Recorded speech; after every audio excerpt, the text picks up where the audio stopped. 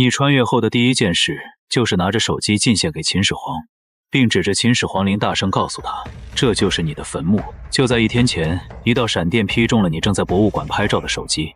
再次睁眼时，人已置身咸阳宫，脖子上架着2把青铜剑，耳边全是太监高呼抓刺客的尖叫。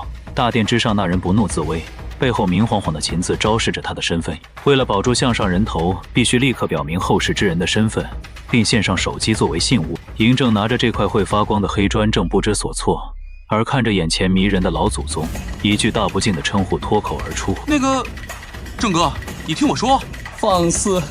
陛下的尊称岂是你能乱叫的？陛下，此人穿着怪异举止轻浮，万一……正阁，有趣，这就是你们后世之人对我的称呼。对，我们后世之人都喜欢这么亲切地称呼您。赵高，退下，你也别跪着了，上来告诉朕这东西如何使用。赵高被那不容置疑的眼神吓得连连磕头，只能眼睁睁看着这奇怪的刺客走上台阶，近距离面对千古一帝。虽然内心疯狂呐喊着想摸一摸活着的祖宗，但手上的动作不敢怠慢。此时手机因为无法联网，只能打开本地相册。随着手指滑动，屏幕上展现出后世的乐山大佛、北国冰雕与繁华都市。嬴政看着那些面色红润的后世子孙和高耸入云的建筑，眼中满是欣慰。然而当手指滑到在西安拍摄的一组俯视图时，嬴政的眼神瞬间凝固。那画面中的陶俑军阵、战车兵器，竟与大秦瑞士如出一辙。这陶俑像极了我大秦瑞士，还有这战车、陶罐，似乎都是陪葬品。郑哥好眼力，这确实是按照最高规格制作的。看着像是一座帝王墓，这是谁的？郑哥，你看这屏幕上的字，秦始皇。没错，郑哥，这就是你的坟墓。没有人在知道自己死讯的时候还能保持平静，即便是你也无法想象千古一帝此刻的心情。面对秦始皇陵4个字，你看着赵高在一旁疯狂磕头，喋喋不休地搬出徐福和海外仙山，试图粉饰太平。但你敏锐地捕捉到，嬴政那只关节泛白的手背早已暴露了他内心的惊涛骇浪。他无视了周遭的噪点，只留给你一个落寞的背影，凝视着咸阳宫外。良久，他终于问出了那个足以让帝国崩塌的问题：朕是什么时候死的？始皇37年病逝沙丘，也就是说您还有大约10年。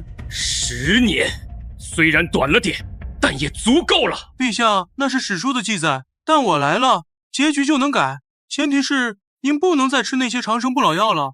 一派胡言，竟敢污蔑仙丹！你的意思是，朕是为了求长生，反而吃了10年的毒？全是重金属，您能扛10年，足以证明身体素质逆天。不信的话，找只鸡鸭喂下去，2天不死，我把头割给你。按他说的做。随着一道口谕，大殿暗处的几道身影迅速退去执行。你这才猛然意识到，自己口误之下，竟然无意间促成了黑冰台的诞生。一场关于生死的验证正在进行，而嬴政此刻更关心的是，他在拥有了这10年变数之后，大秦帝国的终局。他坐回皇位，目光如炬地盯着你，抛出了第2个死亡命题。那就说说吧，朕死后，大秦帝国传了几代？虽然没有万世，但总该有几百年吧？为何不与看着朕说话？因为我怕死。哈哈哈哈，好理由，朕不问了，滚去偏殿休息吧。你被挥退离场，偌大的咸阳宫此刻只剩嬴政一人，他独自把玩着你留下的那个名叫手机的神物。屏幕在兵马俑的肃杀与后世的笑脸之间来回切换，或许他已隐约猜到了大秦的结局，但看着那些自称正哥的后世子孙，那一刻，这位暴君脸上竟浮现出一丝柔和。随着电量耗尽，屏幕瞬间黑屏，就像历史上那个戛然而止的帝国，虽已落幕，却余威尚存。这一夜，咸阳宫内的灯火未熄，嬴政在计算如何用仅剩的10年寿命去铲除6国余孽，去完成大秦的交接。当年横扫6合用了10年，如今为了帝国延续，他必须再争这10年。清晨的阳光透过大殿笼柱，你猛然惊醒，发现千古一帝竟已负手立于身前等候。那部来自后世的手机因电量耗尽而黑屏，你死马当活马医地将其置于阳光之下，竟奇迹般地发出了叮的充电声。嬴政并未深究这神物的原理，他此刻目光如炬，更在意的是昨晚未尽的话题，也是每一个帝王最渴望的答案。告诉朕，后世是如何评价我的？陛下，想听真话？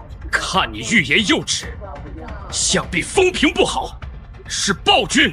在教科书里，您确实是不可争论的暴君，但在教科书之外，无论后世如何评判，您都有一个不可置疑的称呼，是什么？千古一帝。虽有后来者，但这4个字为您当得起。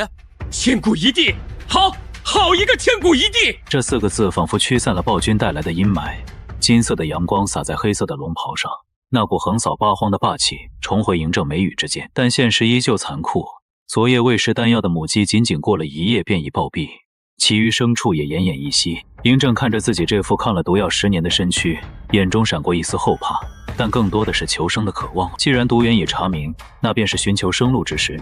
那只鸡昨晚就死了，朕抓了所有术士，但这毒已入骨，后世可有办法帮朕？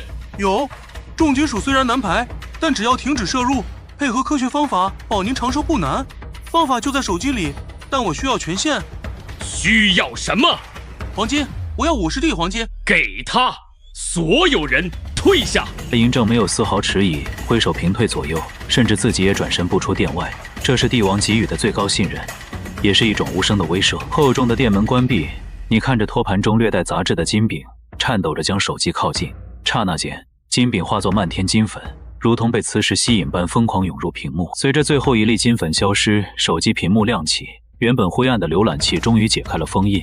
而右上角那个诡异的倒计时也开始悄然跳动。5分钟的天价上网耗尽了你的黄金，也换来了救命的答案。这头吞金巨兽让你不得不感叹运营商的黑心，哪怕是在秦朝，网速依旧慢得感人。好在赶在最后1分钟，你截下了所有关于重金属排毒的方案。当你把多喝水、多运动、喝羊奶这些朴素的医学常识展示给嬴政时，这位千古一帝紧皱的眉头终于舒展。50袋黄金换10年寿命，这笔买卖，嬴政觉得值。他大笑着离去，留给你更丰厚的赏赐。而他的下一站是那座烟雾缭绕的偏殿，那里住着徐福和一群正在做着长生梦的术士。当你还在研究如何用金饼给手机充值时，嬴政已带着铁营锐士包围了炼丹房。此时的徐福毫不知情，正沉浸在即将出海寻仙的美梦中。面对全副武装的锐士，他还在自作聪明地以为这只是又一次例行的敲打。直到嬴政冷着脸坐镇殿前，直到你也被赵高请到了现场，那炉所谓的仙丹刚好出炉。起，恭喜陛下，神丹已成。这就是仙气，没文化真可怕。陛下请看，这丹药色泽金黄，乃是臣耗费7期49天。你看看这东西怎么样？放肆！何方小儿，竟敢用脏手触碰神丹！你无视了徐福的叫嚣，捏起那颗金灿灿的药丸。阳光下，它泛着诡异的金属光泽。若是现代人吃这一颗，怕是当场就要见太奶。而嬴政竟然吃了10年，这身体素质简直非人类。你将丹药丢回锦盒，给出了一个极具讽刺的评价。确实是颗好丹药。哼，算你识货，是颗能毒死人的好丹药。大胆，竟敢在陛下面前信口雌黄！这是给陛下求的长生药，岂容你污蔑？既然是好药，那你怎么不吃？臣乃凡夫俗子，怎配享用此等？等等，你是何人？我是来给你送终的人。听说你是徐福，那个几千年来最大的骗子。你，黄口小儿，看我不替陛下教训你！一声轻咳，瞬间定住了气急败坏的徐福。嬴政缓缓转身，那眼神不再是往日的宽容，而是看向死人的冰冷好戏才刚刚开始。嬴政并没有立刻杀徐福，而是玩了一手更狠的。他从锦盒里捏出一颗所谓的仙丹，直接赏给了徐福。徐福骑虎难下，只能硬着头皮吞下去，还得装出一副飘飘欲仙的陶醉模样，连带着身后的徒子徒孙都流露出羡慕的眼神。看着这群为了骗人连自己都骗的疯子，你决定帮他们一帮。你向嬴政提议，既然是仙丹，那就搞个临床对照试验，把这群人关起来，饭别吃了，每天只准吃仙丹，看看几天能成仙。嬴政听完，眼中闪过一丝冷意，当场准奏。徐福听完脸都绿了，冷汗瞬间湿透了后背，因为他比谁都清楚，这玩意儿当饭吃，不出3天就得去见阎王。准，将这些术士关押在此，每日赐药，朕倒要看看他们何时飞升。陛下英明，只给一个人吃效果最明显，这就是科学的控制变量法。哼，对了，那个会发光的盒子，怎么不见你拿在手里？嘿嘿，那是仙家法宝，自有藏匿之法。陛下别急，过几天我给您个大惊喜。朕等着你的惊喜。这几日你就留在偏殿休息吧，哪也别去了。是，这就被软禁了。嬴政前脚刚走，你后脚就开启了金手指的新功能。原来这手机只要充值了足够的黄金，竟然能直接收入脑海。更离谱的是，黄金不仅是电费，还是网费。你激动地打开那个跨时空购物 APP， 虽然界面简陋得像个山寨网，只有孤零零的2个商品，土豆和曲原梨，但这足以让你狂喜。你毫不犹豫地点了购买，眼看着右上角的剩余时间像流水一样哗哗往下掉，心痛之余，你又抓紧时间打开浏览器，把关于秦朝未来的大事年表疯狂截图保存。有了这些截图，你就是大秦的预言之神。等到网费耗尽，你无聊地看着门口的铁鹰瑞士，突然恶趣味上头，找人要来了竹片和刻刀。劳驾，帮我弄点竹子和刻刀来，我要搞艺术创作。谢了。黑统领，长夜漫漫，来一局。楚河汉界，这是何意？别在意细节，这叫象棋。来，我教你规则：马走日，象走田，笑足一去不复还。你本以为凭着2000年的智慧能虐菜古人，结果现实狠狠打了你的脸。黑黑虽然是第一次玩，但他那是从尸山血海里杀出来的战术直觉。前2盘他还在熟悉规则，第3盘开始，你就感觉到一股窒息的压迫感。不到10个回合，你的老将就被黑松毒死在角落里瑟瑟发抖。你连输一下午，输得底裤都不剩，最后只能借口饿了耍赖收场。不玩了，不玩了，肚子饿了，脑子转不动。你也该去给陛下汇报工作了。告辞。等等，黑统领，东西忘了，把这个带给陛下，告诉他这也是惊喜的一部分。看着黑父离去的背影，你瘫坐在地上长舒一口气。那副象棋上的楚河汉界，是你给嬴政的第一个隐晦暗示。如果这位千古一帝能看懂其中的深意，那么接下来的这盘天下大棋才算是真正开始。当你在偏殿痛苦地吞咽着味同嚼蜡的所谓御膳，无比怀念后世的地沟油时，咸阳宫内，嬴政正死死盯着黑钻复刻在地上的棋盘。黑飞的记忆力堪比扫描仪，完美还原了每一个细节，包括那个让嬴政莫名感到生理性厌恶的词“楚河汉界”。楚河他懂，那是他灭掉的国，但这汉界2字让他这位千古一帝心头涌起一股无名的烦躁，仿佛那是潜伏在帝国阴影下的宿命诅咒。嬴政压下不适，开始与黑方对弈。起初黑会为了顾及帝王颜面拼命想输，急得满头大汗。然而3盘过后，嬴政那恐怖的战略天赋觉醒，杀伐决断如行军布阵。黑分被迫全力以赴，却依旧节节败退。5盘战罢，嬴政意犹未尽，下令连夜赶制木质棋具。次日清晨，黑会带着散发着木香的新棋盘回到偏殿，眼神中竟然带着一丝让你看不懂的挑衅。你一看这架势，顿时来了精神。何先生，要下几盘吗？来，昨天让你侥幸赢了，今天必须让你知道什么叫特级大师。哎，等等，这步我看错了，马不是这么走的。重来，重来。不是，你怎么又吃我的车？这步不算，我手滑了，真的。这盘棋你已经毁了5次了。有吗？哪有5次？做人要有幽默感。你看你这人。身后传来的那声极具辨识度的咳嗽，让你捏着棋子的手僵在半空。你回头一看，心脏猛地一跳。嬴政不知何时已站在身后，嘴角挂着一丝戏谑。而更让你感到压迫感的是他身后跟着的那2个男人，其中一位老者年过60，却虎背熊腰，红光满面；另一位中年壮汉紧随其后。你就算是毁了这一步棋，也还是会输。黑户的棋艺，朕都觉得棘手。陛下谬赞，我这是为了活跃气氛。少贫嘴！你既自称后世之人，那不妨猜猜，朕身后这2位是谁？后生晚辈见过王翦老将军，见过王奔将军。你这娃娃从未见过老夫，竟能一口叫破老夫父子的名讳，这有何难？在这大秦天下，能让陛下亲自领来见我这个特殊人物的，除了蒙氏兄弟、李斯相国，便只有功高盖主的王氏一族。关2位年岁相貌分明是父子，关2位气度那是从尸山血海里爬出来的战神煞气。除了赫赫有名的战国4大名将之一王翦，还能有谁？4大名将，有点意思。那你且说说，其余3人是谁？杀神白起、猎手李牧、铁臂廉颇。好。虽然那3个老家伙令人厌烦，但确实配得上这个名头。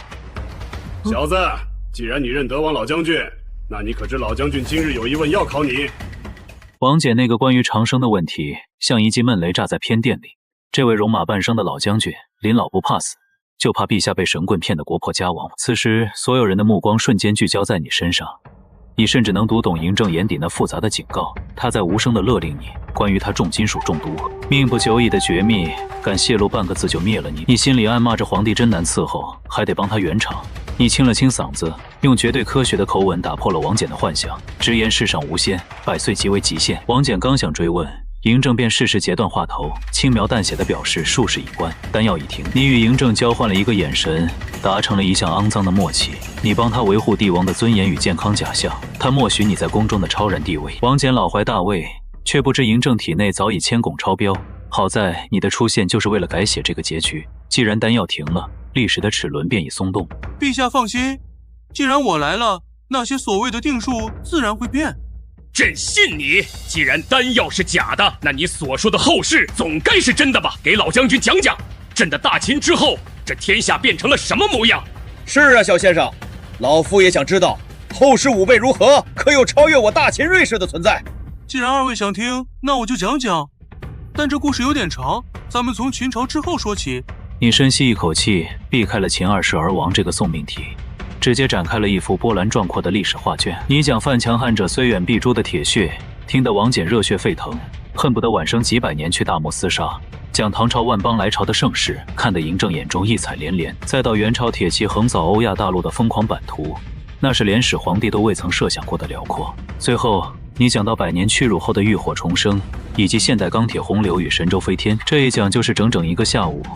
直到夜幕降临，嬴政和王翦仿佛被你带入了一条时空长河，那些画面不仅击碎了他们的认知，更重塑了他们的野心。嬴政眼中的光芒比统一6国时更加炽热。原来世界这么大，原来大秦在地球仪上不过是弹丸之地。他死死盯着你，仿佛看着一座移动的2000年宝库，那眼神充满了贪婪与渴望。但他很快敏锐地发现，你讲了数千年，唯独跳过了大秦。世界辽阔，朕的目光终究是浅了。不过你讲了汉唐宋元明清，却唯独跳过了朕的大秦。告诉朕，朕的大秦传了几世，相国多少年？朕要听实话。陛下，有些事情不知道或许更幸福。说，朕统于6国，难道连这点气量都没有？朕猜怎么也得有300年吧。300年。你看着嬴政自信的眼神，心中发苦。你缓缓伸出3根手指，嬴政脸色微沉，以为是300年或30代，这已经低于他的预期了。然而当你嘴唇轻启，吐出14年3个字时，空气彻底凝固。不仅仅是嬴政，连王翦父子都惊得差点跌坐下去。大秦一统天下竟然只存在了14年。王翦迅速盘算14年，减去现在的年份，再结合你暗示的嬴政寿命，一个恐怖的结论在他脑海炸开。陛下死后，大秦3年即亡。嬴政的怒火瞬间引爆，那是一种被命运戏弄的狂怒。他猛地站起身，茶杯被袖口扫得粉碎。他下意识认为，既然只传2代就亡国，那一定是继承人出了问题。长公子扶苏人弱，重信儒术，定是这逆子误国。14年，好一个14年！3代而亡，定是扶苏那个逆子无能，重信儒术，坏了朕的基业。赵高，去！立刻把扶苏给朕召回来！朕要问问他，怎么把朕的江山败光的。奴才这就去。陛下且慢，大秦覆灭罪不在扶苏公子。不是他，那是谁？谁有这么大的本事，能3年败光朕的大秦？看着赵高欢天喜地去送命的背影，嬴政还在怀疑人生，一个小小的宦官怎么可能翻天？你决定不再绕弯子，直接点破了权力的游戏规则。宰相门前7品官，而赵高是离皇帝最近的影子。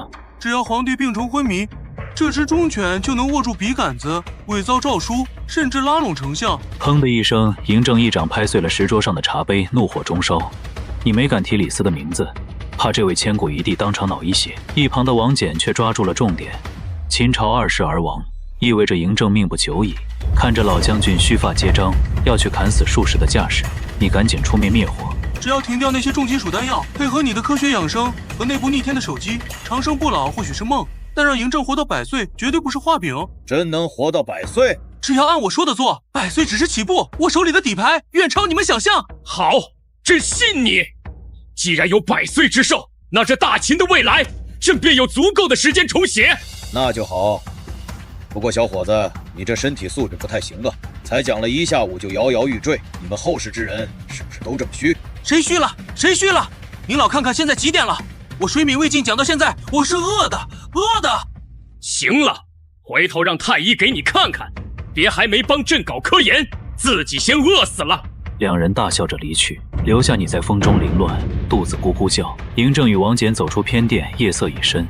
王翦回头看了一眼，眼神深邃。他告诫儿子王贲，何其虽然不乏虚浮，看似不懂医术，却敢许诺帝王100岁之寿。这说明他和陛下之间有着某种超越常理的秘密契约。这个年轻人将是延续大秦国祚的关键。就在王翦父子离去后不久，一辆风尘仆仆的马车驶入咸阳宫，车帘掀开，露出了那位仁厚的大秦长公子扶苏。赵高殷勤地迎了上去，嘴角挂着压抑不住的喜色。他以为陛下深夜急诏是为了废除这个不听话的儿子，却完全不知道那把名为指鹿为马的屠刀已经调转了方向，正架在他自己的脖子上。我真的不虚，我不用看太医，我要吃饭。嬴政与王翦走出偏殿，夜风微凉。走到半道，嬴政突然停下脚步，回头看了一眼灯火通明的偏殿，又看向身旁这位陪他出生入死的老将。他问王翦觉得你如何？王翦只给了2个字：不错。这在惜字如金的战神口中已是极高的评价。待到嬴政走远，一直跟在身后沉默不语的王贲终于忍不住了。他实在想不通，父亲为何对那个看起来手无缚鸡之力的年轻人评价如此之高。王翦却看得通透，他告诉儿子，你虽然看似不懂医术，却敢许诺帝王100岁之寿，而嬴政竟然信了。这说明你手里握着他们看不见的底牌。大秦的天要变了。就在王翦父子离去后不久，一辆风尘仆仆的马车缓缓驶入咸阳宫，车帘掀开，露出一张温润如玉、眉宇间透着儒雅之气的脸庞。大秦长公子扶苏。赵高满脸堆笑地迎了上去，那笑容里藏着只有他自己知道的得意。他以为陛下深夜急诏是为了废除这个不听话的儿子，却完全不知道你已经在地狱门口给他铺好了红地毯，甚至还贴心地为他准备好了指鹿为马的反向剧本。此时的你正躲在寝宫里，百无聊赖地摆弄那个吞金兽手机，还在做着网购加特林、物理超度大秦的美梦，却完全不知道就在刚刚，你最大的潜在敌人已经被嬴政一波带走了。赵高这个历史上指鹿为马的奸臣，原本还打着趁扶苏失宠、拥立胡亥上位的小算盘，却不知他在嬴政的死亡名单上早已名列榜首。就在刚才，他仅仅是因为汇报了一下扶苏回宫的消息，就迎来了嬴政的雷霆手段。对于这位千古一帝来说，杀人不需要现在的证据，只需要知道你未来会背叛，这就足够了。赵高，从明天开始，你去和徐福作伴，看管那些术士。陛下，陛下这是何意？那些术士不是死囚吗？奴婢何罪之有啊？你的罪不在此时，而在未来。未来，陛下，奴婢冤枉，定是有人进了谗言，陛下饶命啊！压下去，让他像那些术士一样，只准吃丹药。不，陛下，我想死个明白，究竟是谁害我？是何其对不对？陛下。赵高的哀嚎声消失在殿外，嬴政冷漠地甩袖转身。他当然不能容忍一个未来会逼死自己长子、断送大秦江山的阉术继续活着。处理完这个祸害，嬴政又陷入了深深的焦虑。他看着殿外勤勉却懦弱的长子扶苏，心中充满了恨铁不成钢的无奈。若是真按何其所说的历史走向，自己死后一纸矫诏就能让扶苏自杀。这孩子被儒家教得太乖了，完全没有一点帝王的狼性。大秦需要的是一个能镇压6国移民的霸主，而不是一个满口仁义道德的圣人。看着扶苏那副恭顺的模样，嬴政心中有了一个大胆的决定，给这帮皇子换个离经叛道的老师。儿臣拜见父皇，昨夜回宫太晚，未敢打扰，今日特来请安。起来吧，在外面跑了一圈，也没见你长进多少。儿臣愚钝，让父皇失望了。你是够愚钝的。若是有人假传圣旨让你自尽，你是不是也就乖乖抹脖子了？这君要臣死，臣不得不死。父皇若要儿臣死，儿臣不敢不从。好一个不敢不从！这就是那帮腐儒教你的东西。看来朕的决定是对的。父皇何意？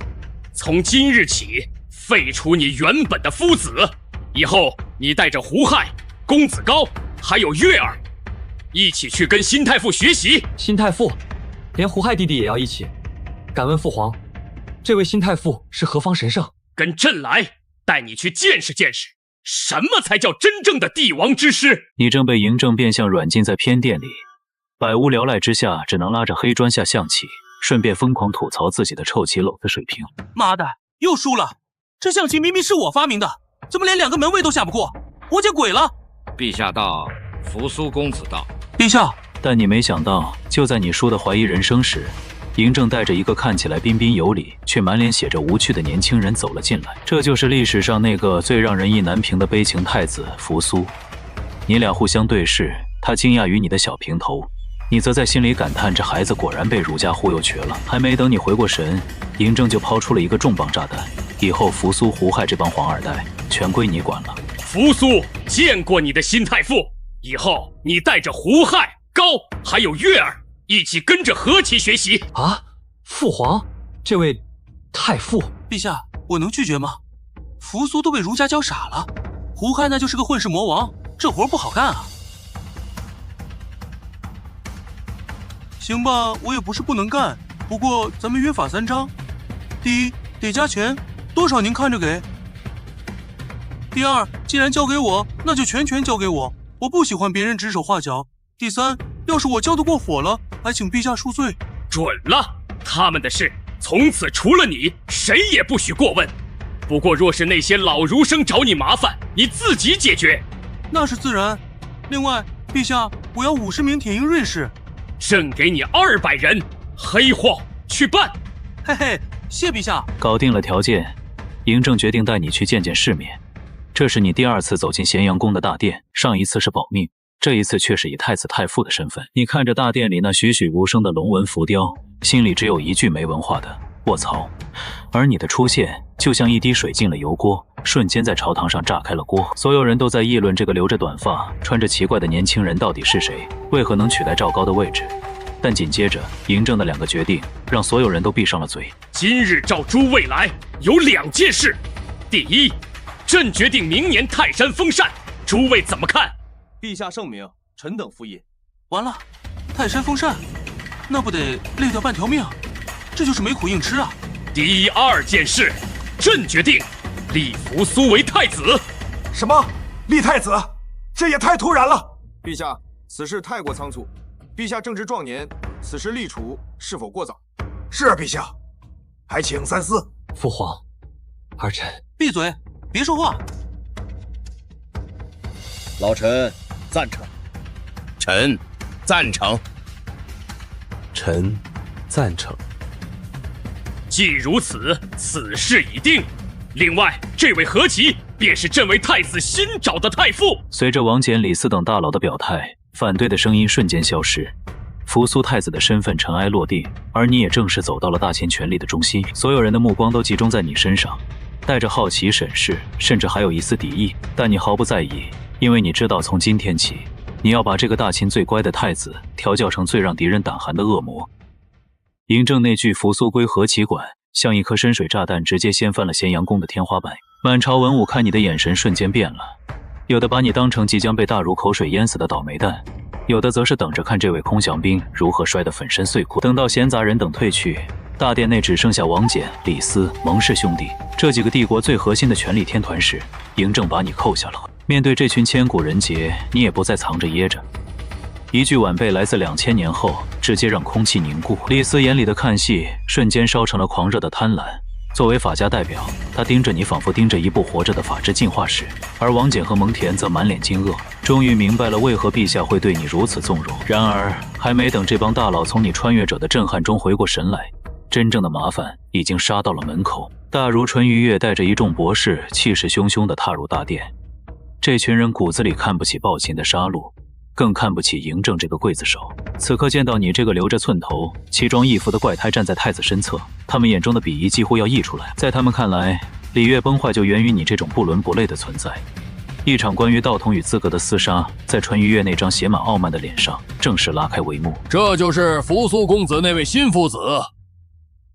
哼，衣冠不整，发不过寸，连身体发肤、受之父母的古训都不懂，面相如此轻浮稚嫩，简直是大不孝！你凭什么教导大秦的太子？看着挺道貌岸然的，张嘴就喷粪，行，我也送你一句家乡的问候，我俏丽哇。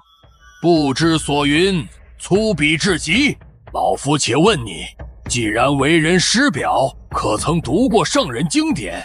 那必须读过。我3岁启蒙，苦读20余载，学的是诸子百家，讲究取其精华，去其糟粕。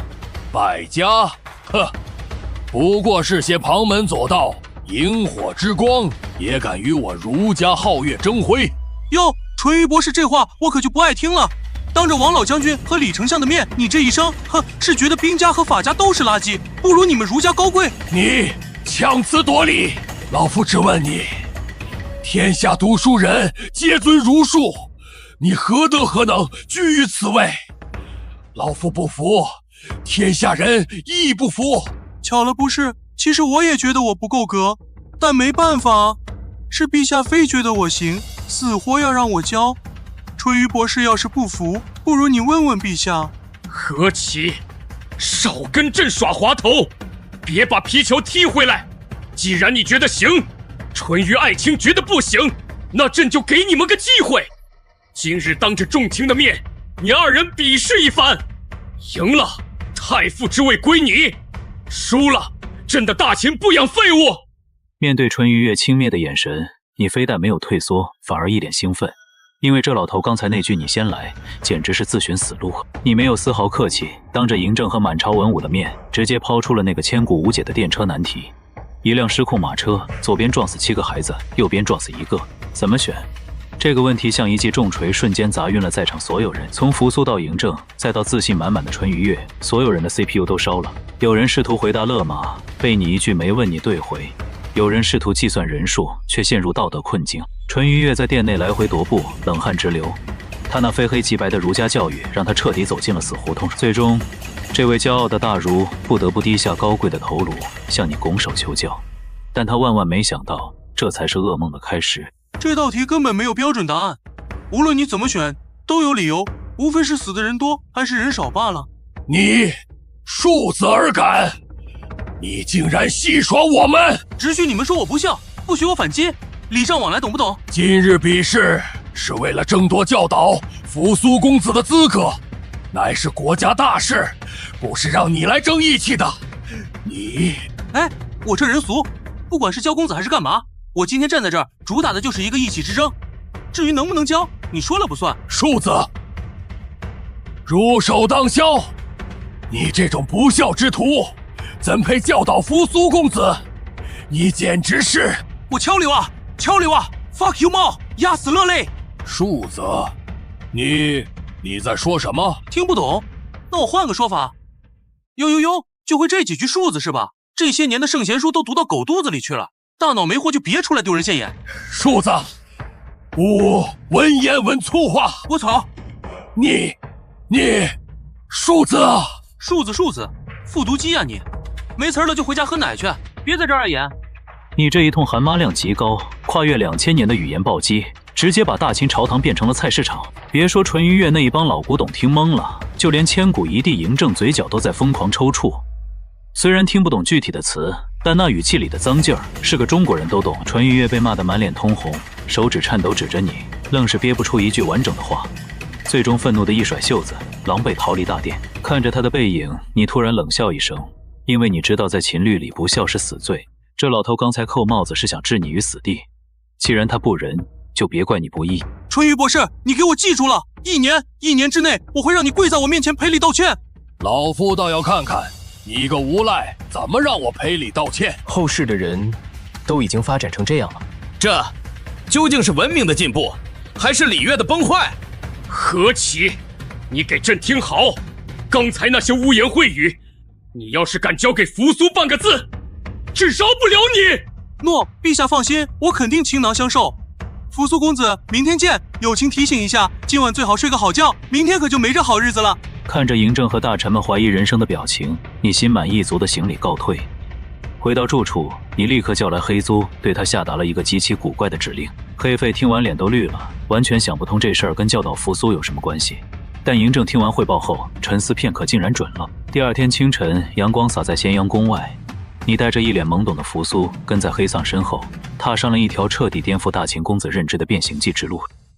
马车驶向咸阳东面最肮脏的贫民窟，空气中弥漫着令人作呕的酸臭味。坐在对面的扶苏眉头紧锁，眼神里充满了对你这个粗鄙帝师的失望与质疑。他想不通，一个3岁识字的神童怎么会满嘴污言秽语，毫无读书人风骨。车停了，你无视了这里的脏乱差，直接让扶苏下车。面对这位大秦长公子，你没有丝毫客气，不仅让他交出身上所有值钱的物件，还塞给了他一把最普通的青铜剑。你的意图很明显，这是给他上的第一课，也是最残酷的一课。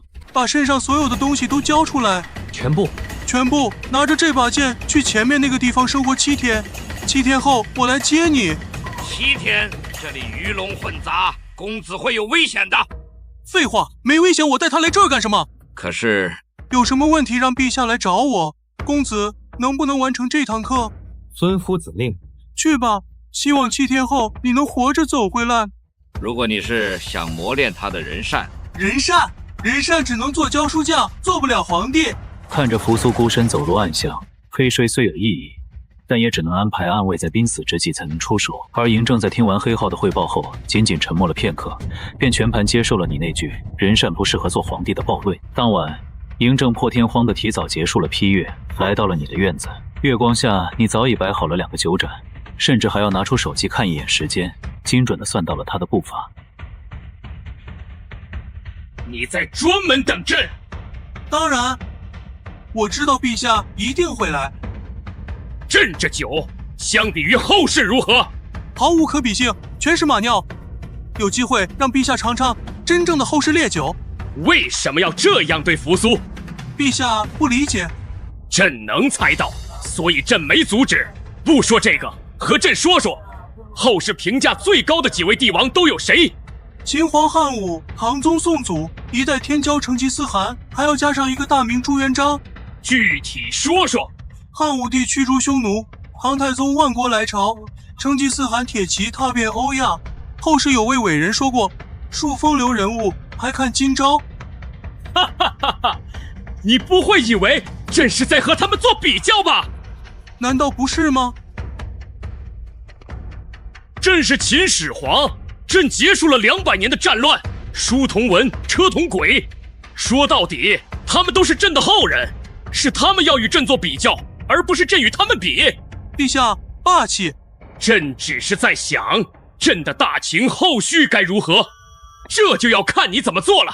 嬴政大笑着转身离去，那是一种独断万古的自信与释然。你看着他的背影，一口饮尽杯中酒，在心里默默许下承诺。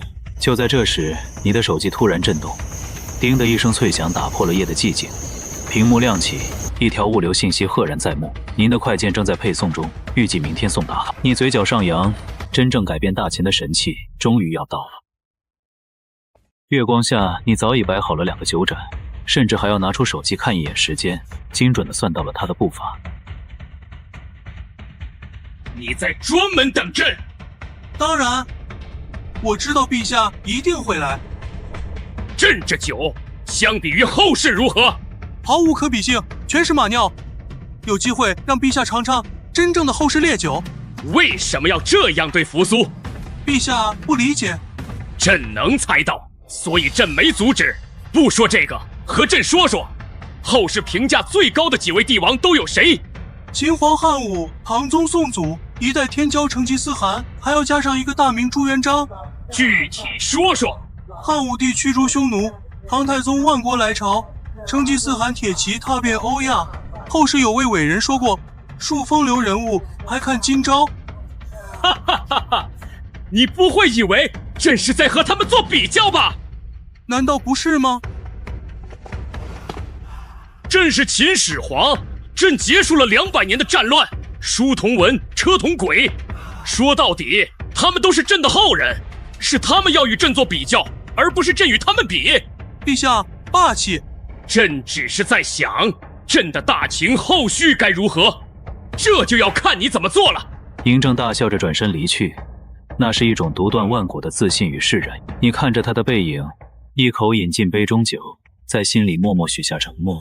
就在这时，你的手机突然震动，叮的一声脆响打破了夜的寂静，屏幕亮起，一条物流信息赫然在目：您的快件正在配送中，预计明天送达。你嘴角上扬，真正改变大秦的神器终于要到了。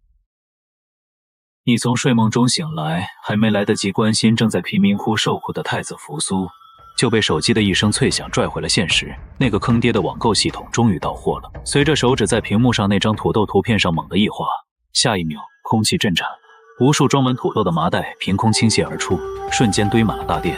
看着这堆灰扑扑的泥蛋子，你露出了野心的笑容。在别人眼里这是泥块，在你眼里这是大秦人口爆炸的基石，是你收割农家、掌控天下民心的绝对王炸。你没有丝毫犹豫，让人立刻去请那位千古一帝，因为你知道大秦的国运在这一刻到了。去请陛下，就说我有要事，那个天大的惊喜到了。这是你第一次主动找朕，怎么上次说的神物到了？到了，陛下请进。这堆麻袋里装的是何物？看起来灰扑扑的，似是泥块。这叫土豆，一种后世的粮食作物。粮食产量如何？也就一般般吧，保守估计亩产60石，若是精耕细作，上百石也是有的。多少？10石？数百石？太傅莫要开玩笑，大秦丰年不过30-40石，100石岂非神迹？没开玩笑，这就是后世的产量。陛下若是不信，咱们种1季便知。100石2字如同9天惊雷，直接把嬴政、李斯和蒙毅这3位大秦顶层精英震得灵魂出窍。在这个亩产3-4石就是丰年的时代，100石意味着什么？意味着再无饿殍，意味着无限的兵源和国力。你随手拿起一颗土豆，又扔回袋子，这个随意的动作把蒙毅吓得魂飞魄散。他像捧着传国玉玺一样捡起那个土豆，小心翼翼地擦拭，生怕磕破了一点皮。嬴政的呼吸变得急促，帝王的本能让他瞬间意识到，这东西必须用军队来守护。嘿，传蒙恬，调3000铁鹰锐士，即刻将这些祥瑞运往皇家庄园。末将蒙恬听候差遣。蒙恬，你亲自坐镇，整个庄子戒严。从现在起，庄内所有人听从何启调遣，没有何启的命令，任何人胆敢靠近这些祥瑞半步，杀无赦。诺，末将领命。哎，等等，陛下，种植方法我都说了，我就不用去了吧？我还得去接扶苏呢。扶苏还要在那儿受苦几天，不必急。这祥瑞除了你无人懂，你不去谁去？那得加钱。你怎么满脑子都是钱？朕富有4海，还差你这点。陛下别误会，您以为这些神物是哪来的？那都是我用黄金买来的。只要钱到位，别说土豆，比这更厉害的神物我也能弄来。原来如此，好，只要能换来如此神物，你要多少黄金，朕都给。出发！嬴政的眼神变了，那一刻，他看向你那个手机的目光，不再是看一个奇技淫巧的玩物，而是在看一个通往无限可能的宝库。只要有黄金，就能换来后世的科技与良种。这笔买卖对于秦始皇来说简直是血赚。随着一声令下，蒙恬的大军护送着这批跨越2000年的土豆，浩浩荡荡地向城外进发。而你也即将开始你在大秦的第一场农业革命。这是你穿越以来最高规格的一次出行。虽然屁股底下的马车颠得像坐拖拉机，但坐在你对面的可是千古一帝秦始皇。你强忍着晕车的冲动，和嬴政、蒙毅一同抵达了一处隐秘庄园。这一趟，你不是来游山玩水的，你是来钓鱼的。你早就盯上了诸子百家里的农家。大秦推广土豆，离不开这群专业种地的人。面对庄园里聚集的几百号3教9流，你决定不再兜圈子，当着始皇帝的面，直接向在这个时代被视为反贼前例的农家首领发出了硬核邀约。我不问你们谁是农家的人，但我知道你们藏在这儿，帮我带句话给你们首领霞奎，告诉他，我找到了能让全天下人都不再饿肚子的粮食，亩产100石。想看的就让他自己滚过来。你胆子不小，当着朕的面勾结农家，就不怕朕出尔反尔，把那个霞奎砍了？陛下不会，大秦没有那么小气，秦始皇更不屑于做这种局。哈哈哈哈！说得好，帝国不屑于此。消息像长了翅膀一样飞出庄园。蒙恬本想拦下那只报信的飞鸟，却被嬴政默许放行。接下来的2天，你一边指挥人把发酵的粪便堆成山，搞出了跨时代的堆肥法，一边静候大鱼上钩。第3天，鱼来了。农家霞奎白素带着孙女白婉，硬着头皮闯进了这个龙潭虎穴。屋内的气氛瞬间凝固到了冰点。蒙恬的手按在剑柄上，黑硕满身杀气，而嬴政连头都没抬，只顾着批阅竹简。这是一场无声的博弈，打破僵局的任务落在了你身上。白老先生既然敢来，就是信了我的话。老夫只是好奇，究竟是什么东西敢号称亩产100石？若是骗我，农家虽弱，也不是好欺负的。跟我来，眼见为实，这就是土豆。过几天种下去，只要不碰上大灾大难，秋天就能收获。5年之内，只要按我说的方法种，大秦再无恶透体。这其貌不扬的东西，真的能救命？我不拿这种事开玩笑。只要农家肯出力推广，以后你们只会发愁，粮食多的吃不完。如果真如你所说，老夫这辈子死而无憾。若真有那一天，老夫号召天下农人为先生建生祠，万事供奉。那就请白老留下来帮我长眼。我不走了，今晚我就睡在这库房里，守着这些种子，谁也别想赶我走。搞定了最顽固的技术合伙人，你的土豆大计算是正式落地了。看着那个要把铺盖卷搬进仓库的老头，你知道大秦的农业版图即将改写。嬴政对你的手段颇为满意，第2天便起驾回宫，只留下1000精兵给你看家护院。而你也该动身了，解决完粮食问题，你得赶回咸阳去接那个刚倒了大霉的太子扶苏，那里还有一场更大的政治风暴等着你去平息。你和黑父按时抵达约定地点，眼前的景象却让你眉毛一挑。那个曾经锦衣玉食的扶苏不见了，取而代之的是一个穿着百家衣、满脸泥垢的乞丐头子。他那件麻布衣上全是补丁，像是从无数死人身上扒下来拼凑的。左臂紧贴着身侧，鲜血渗出，早已干涸发黑。但真正让你心头一凛的是他身后那几十个像狼崽子一样的孩子，大到10几岁，小到几岁，个个瘦骨嶙峋，眼神里却透着那股只有在死人堆里爬过才有的狠辣。你刚靠近，几个大点的孩子瞬间握紧了手中的削尖木棍，那种要把你生吞活剥的凶光，让你身边的黑父都下意识摸向了刀柄。这就是你给他的欺帖，他不仅活下来了，还带出了一群只认他一个人的狼群。我完成了你的第1课，恭喜啊！这身衣服挺别致，一块布拼一块布的，看来每一块都有个感人的故事，确实很有意义。行了，7天没合眼，铁人也扛不住。那边的孩子们都别愣着了，上车带你们去吃肉。那都不听话，看来我的面子不够大。带他们上去，我答应过会让你们吃饱饭。咱们也走吧，扶苏公子。好。哎，等等，公子请坐，后面那辆运货的。为何？也没什么，就是您身上这味儿实在太冲了，我这人鼻子娇气，受不了。看着扶苏沉默地走向后车，和那群孩子挤在一起，你嘴角勾起一抹玩味的笑。这7天发生了什么，你比谁都清楚。从第1天由于心慈手软被流氓划伤，到第2天被敲闷棍，剥得只剩条裤衩。这位公子哥终于明白，在底层，仁义礼智信填不饱肚子。他学会了像野狗一样抢食，学会了在破庙里和这群孤儿互相提防又互相依偎。为了养活这帮孩子，他带头去富户家偷粮，去和贩卖人口的帮派拼命。甚至当你的暗卫射杀混混救他时，他不再是那个讲究礼仪的皇长子，而是面无表情地拔下尸体上的剑枝防身，扒下死人的衣服给孩子们愈合。他变了，变得不再只想着教训人，而是学会了怎么让人永远闭嘴。此刻看着那10几辆马车缓缓驶向咸阳宫，你脑海中只浮现出2个字：死士。这一刻，他交出的答卷比你想象的还要完美。这一声叮，在寂静的秦朝深夜里，比刺客的剑鸣还要惊悚。你猛地坐起，死死盯着那部本该变砖的手机，屏幕悠悠亮起，电量仅剩5%，信号栏显示着显眼的 SOC。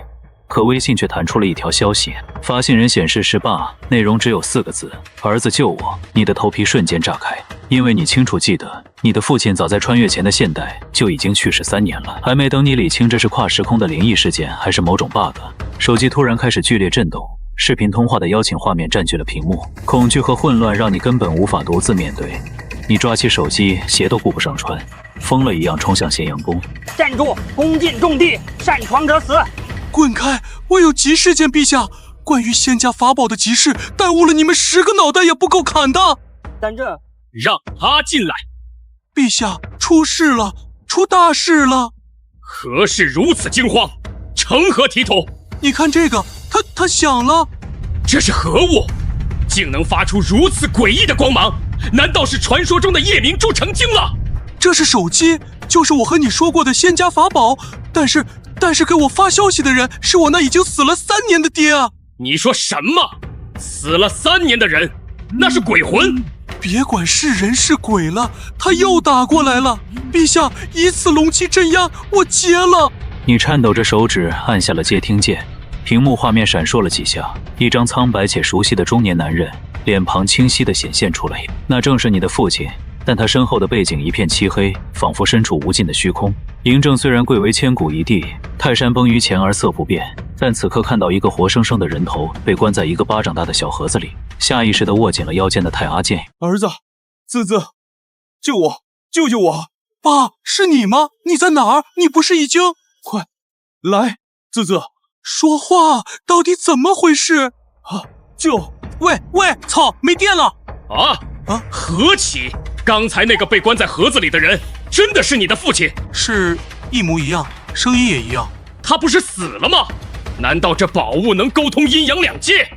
还是说，这世上真有起死回生之术？我不知道，陛下，我现在脑子很乱，但这绝对不是阴阳两界那么简单，这是来自2000年后的信号。2000年后？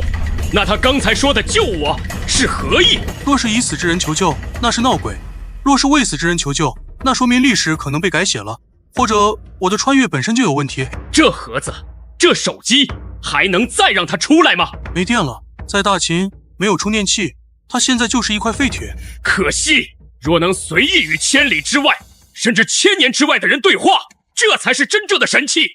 哪怕只能传音，朕的大秦铁骑也将无往不利。陛下，您的关注点是不是偏了？我在担心我爹，您在想怎么用它打仗？朕是皇帝。不过，既然他向你求救，说明你还有机会。你说过你会造很多后世的东西，那这个殿你能造吗？能。为了弄清楚真相，我也得把它造出来。嬴政看着你坚定的眼神，嘴角勾起一抹意味深长的弧度。他不在乎你爹是死是活，他在乎的是刚才亲眼所见的千里传音神技。如果这种技术能掌握在大秦手中，6国余孽不过是土鸡瓦狗，匈奴更是探囊取物。这一夜，你为了救爹，嬴政为了霸业，两人在姚烨的烛火下达成了一个超越时代的科技共识。在大秦搞工业革命，先从手搓发电机开始。那一声诡异的叮，根本不是什么灵异事件，而是你心心念念的跨时空快递到货了。你熟练地从枕头下摸出几块金饼充值，手指在屏幕上一滑，空气中瞬间凭空掉落下无数个透明的塑料袋。在秦朝，别说里面的东西，光是这轻薄透明的塑料袋本身就足以被视为绝世珍宝。困意全无的你，立刻派人摇来了嬴政和蒙毅。两人推门而入，看着满地花花绿绿的包装袋，世界观再次受到了冲击。嬴政对那包白色的晶体充满了好奇，正要伸手去抓，却被这一袋子看似普通的调味品彻底颠覆了对味道的认知。这透明之物竟能装物，左边是何物，右边又是何物？左边是能和土豆并驾齐驱的高产神物，叫玉米；右边嘛，是陛下天天吃却从未吃过这么好的东西，精盐。这是盐，竟无半点苦涩之味，纯净如雪，咸鲜入魂。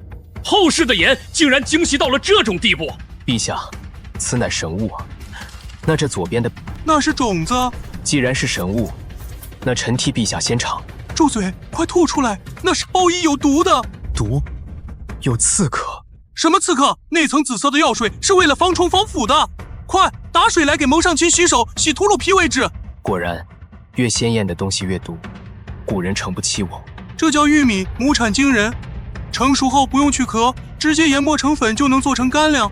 等过2天，我把石磨搞出来，让你们见识见识什么叫真正的精粮。看着满地的精盐和玉米，嬴政眼中的火焰比刚才看手机时还要炽热。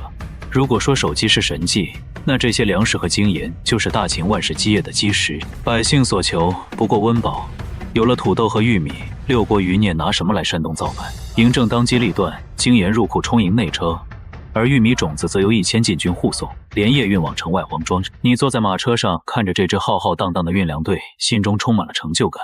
半个时辰后，队伍抵达庄子。农家霞帔白素带着孙女白婉早已等候多时，看着包装袋上怪异的阿拉伯数字，这位见多识广的老人眼神第一次变得无比犀利。大棒531，这鬼画符是什么意思？那是数字计数的，别管包装了，看里面这才是宝贝。从见你第一眼起，老夫就知道你有大秘密，你的短发，你的谈吐，还有始皇帝对你那纵容的态度。你根本不是秦国人，甚至你不是7国之中任何一国的人，你到底是谁？白老，您猜错了，我是秦国人，只不过不是您认知里的那个秦国人。另一个秦国，不理解。不理解就对了。您只要知道，这玉米和土豆一旦种出来，那就是天下无饥民。您不是想让百姓吃饱吗？我也想，这就够了。好，若真如你所言，老夫死前能看到那天，就算下九泉也能笑醒。这龙潭火穴，老夫没白来。白素没有继续追问，但她和那名叫白婉的少女看你的眼神已经完全变了，那是一种看外星人般的审视与敬畏。简单的交接后，你谢绝了挽留，坐上马车准备返回咸阳。夕阳西下，余晖洒在你的马车上，显得格外宁静。但你不知道的是，这份宁静即将被打破。在你回城的必经之路上，一群黑衣人早已埋伏多时，刀锋在草丛中闪烁着寒光。一场针对大秦国师的劫杀正蓄势待发。坐在回城的马车上，你正在进行一场严肃的财务盘点。你想起了手机里那些精挑细选、视若珍宝的几百 G 学习资料，没有黄金充值，这手机就是块板砖。那些资料岂不是永无见天之日？你突然意识到自己亏大了。土豆、玉米、精盐，这些能改写历史的神物，你竟然都是白送给嬴政的。一想到这儿，你立刻精神抖擞，开始在心里排练100种向秦始皇讨债的姿势。就在你美滋滋地盘算着这笔巨款时，马车突然一个急刹。没有任何减震系统的车厢，让你直接来了一个标准的脸刹。你捂着脑门，怒火中烧，掀开帘子一看，好家伙，1000大秦精锐竟然被一群穿长袍的给拦住了。领头的正是那个阴魂不散的淳于越，他带着一脸大义凛然的表情，准备给你这个不靠谱的太傅上一课。淳于博士，大路朝天，你带着这么多人当路霸，不太好吧？老夫只问你一句，你是怎么教导扶苏太子的？我怎么教？好像轮不到你这个前任来指手画脚吧？扶苏乃国之储君，你竟然把他扔到咸阳最混乱的市井之地，自生自灭。若是太子有个3长2短，你担得起这个责吗？淳于博士，想要抢回教导太子的位置，就直说，拐弯抹角的不累吗？老夫是为了大秦设计，那地方鱼龙混杂，岂是太子能待的地方？怎么，那里就不是大秦的国土了？如果扶苏连在那里都生存不了，将来怎么在尔虞我诈的朝堂上活下来？难道要像你们希望的那样，被养在深宫里，变成一个被别有用心之人操控的傀儡吗？放肆！小子休得含血喷人，竟然敢侮辱淳于大儒！哎，我有指名道姓说是淳于博士想操控傀儡吗？你们这么激动，难道是此地无银300两？巧言令色！你这种离经叛道之人，根本不配教导扶苏。我不配？难道你配？你配你去跟陛下说，欺负我算什么本事？淳于越脸色铁青，却在这句话面前哑火了。他当然不敢去找嬴政，谁都知道始皇帝钱纲独断，决定的事9头牛都拉不回。他之所以在这里堵你，就是柿子挑软了捏，想逼你自己知难而退。看穿了这群儒生的欺软怕硬，你心中最后一丝对读书人的敬意也烟消云散。跟这帮人讲道理是浪费口水，在绝对的权力面前，还是要用真理射程之内的真理。来人，在，把这些拦路的人给我赶走！大秦律法，阻碍军务者何罪？斩！听到了，胆敢反抗者杀！全军列阵，让开，否则格杀勿论！你敢光天化日？你竟敢对世人动武？你看我敢不敢？倒数3声，3。哼，有辱斯文，有辱斯文！我们走。看着淳于越那群人像受惊的鹌鹑一样灰溜溜地让开道路，你冷笑一声，转身准备上车。但脚踏在车辕上，你突然觉得就这么走了太便宜他们了。既然是文人之争，那就得用文人的方式给他们最后一击，彻底击碎他们那可怜的傲气。你停下脚步，回头看着满脸不忿的淳于越，眼神变得前所未有的深邃，仿佛2000年的历史厚度都压在了这一刻。淳于博士，你知道读书人这一生究竟是为了什么吗？修身齐家治国平天下，老夫自然知晓。不，你不知道，但我希望你能记住这一句，也不枉你读了一辈子的书。什么？听好了，真正的读书人当为天地立心，为生民立命，为往圣继绝学，为万世开太平。为天地立心，为万世开太平。开车。马车缓缓启动，留下淳于越一个人在风中凌乱。那4句话像4道惊雷，在他那僵化的脑海里炸响，震得他灵魂都在颤抖。这4句来自北宋张载的横渠4句，对于秦朝的文人来说，简直就是核弹级别的降维打击。你不仅在武力上碾压了他们，更在他们最引以为傲的道德制高点上，把他们踩进了泥里了。为天地立心，为生民立命，这横渠4句像是一道精神枷锁，把淳于越那帮心高气傲的儒生当场钉死在原地。直到你马车走远，他们还在风中凌乱。回到咸阳宫，你倒头就睡，却不知道这4句话已经在嬴政心里掀起了惊涛骇浪。这位千古一帝敏锐地嗅到了其中的政治价值，这不是诗，这是控制读书人的缰绳。他当即下令将此话传遍天下。既然儒家喜欢讲道理，那就用这道理压死他们。第二天一早，黑粗带你去见另外几个学生，还没进院门，你就听到了那位历史上大名鼎鼎的秦二世胡亥正在发表他的熊孩子语录。你说父皇找的这新夫子是个什么货色？我觉得赵高就挺好，凭什么不让我跟他学了？唉，慎言，夫子马上就到了。怕什么？我爹是皇帝，他难道还敢打我不成？他要是敢动我一根手指头，看我怎么收拾他。咱们打个赌，这次来的肯定还是个唯唯诺诺的软柿子。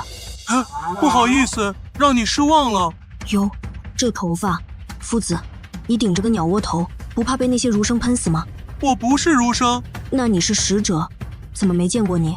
你会什么？你是哪里人？你是10万个为什么成精了吗？闭嘴！什么成精？你竟敢让我闭嘴？我不光让你闭嘴，你要是再废话，我就让你知道花儿为什么这样红。怎么，想试试？这就对了。虽然你现在只是个熊孩子，但如果你那股子混账劲儿用对了地方，以后没准是个搞事情的好手。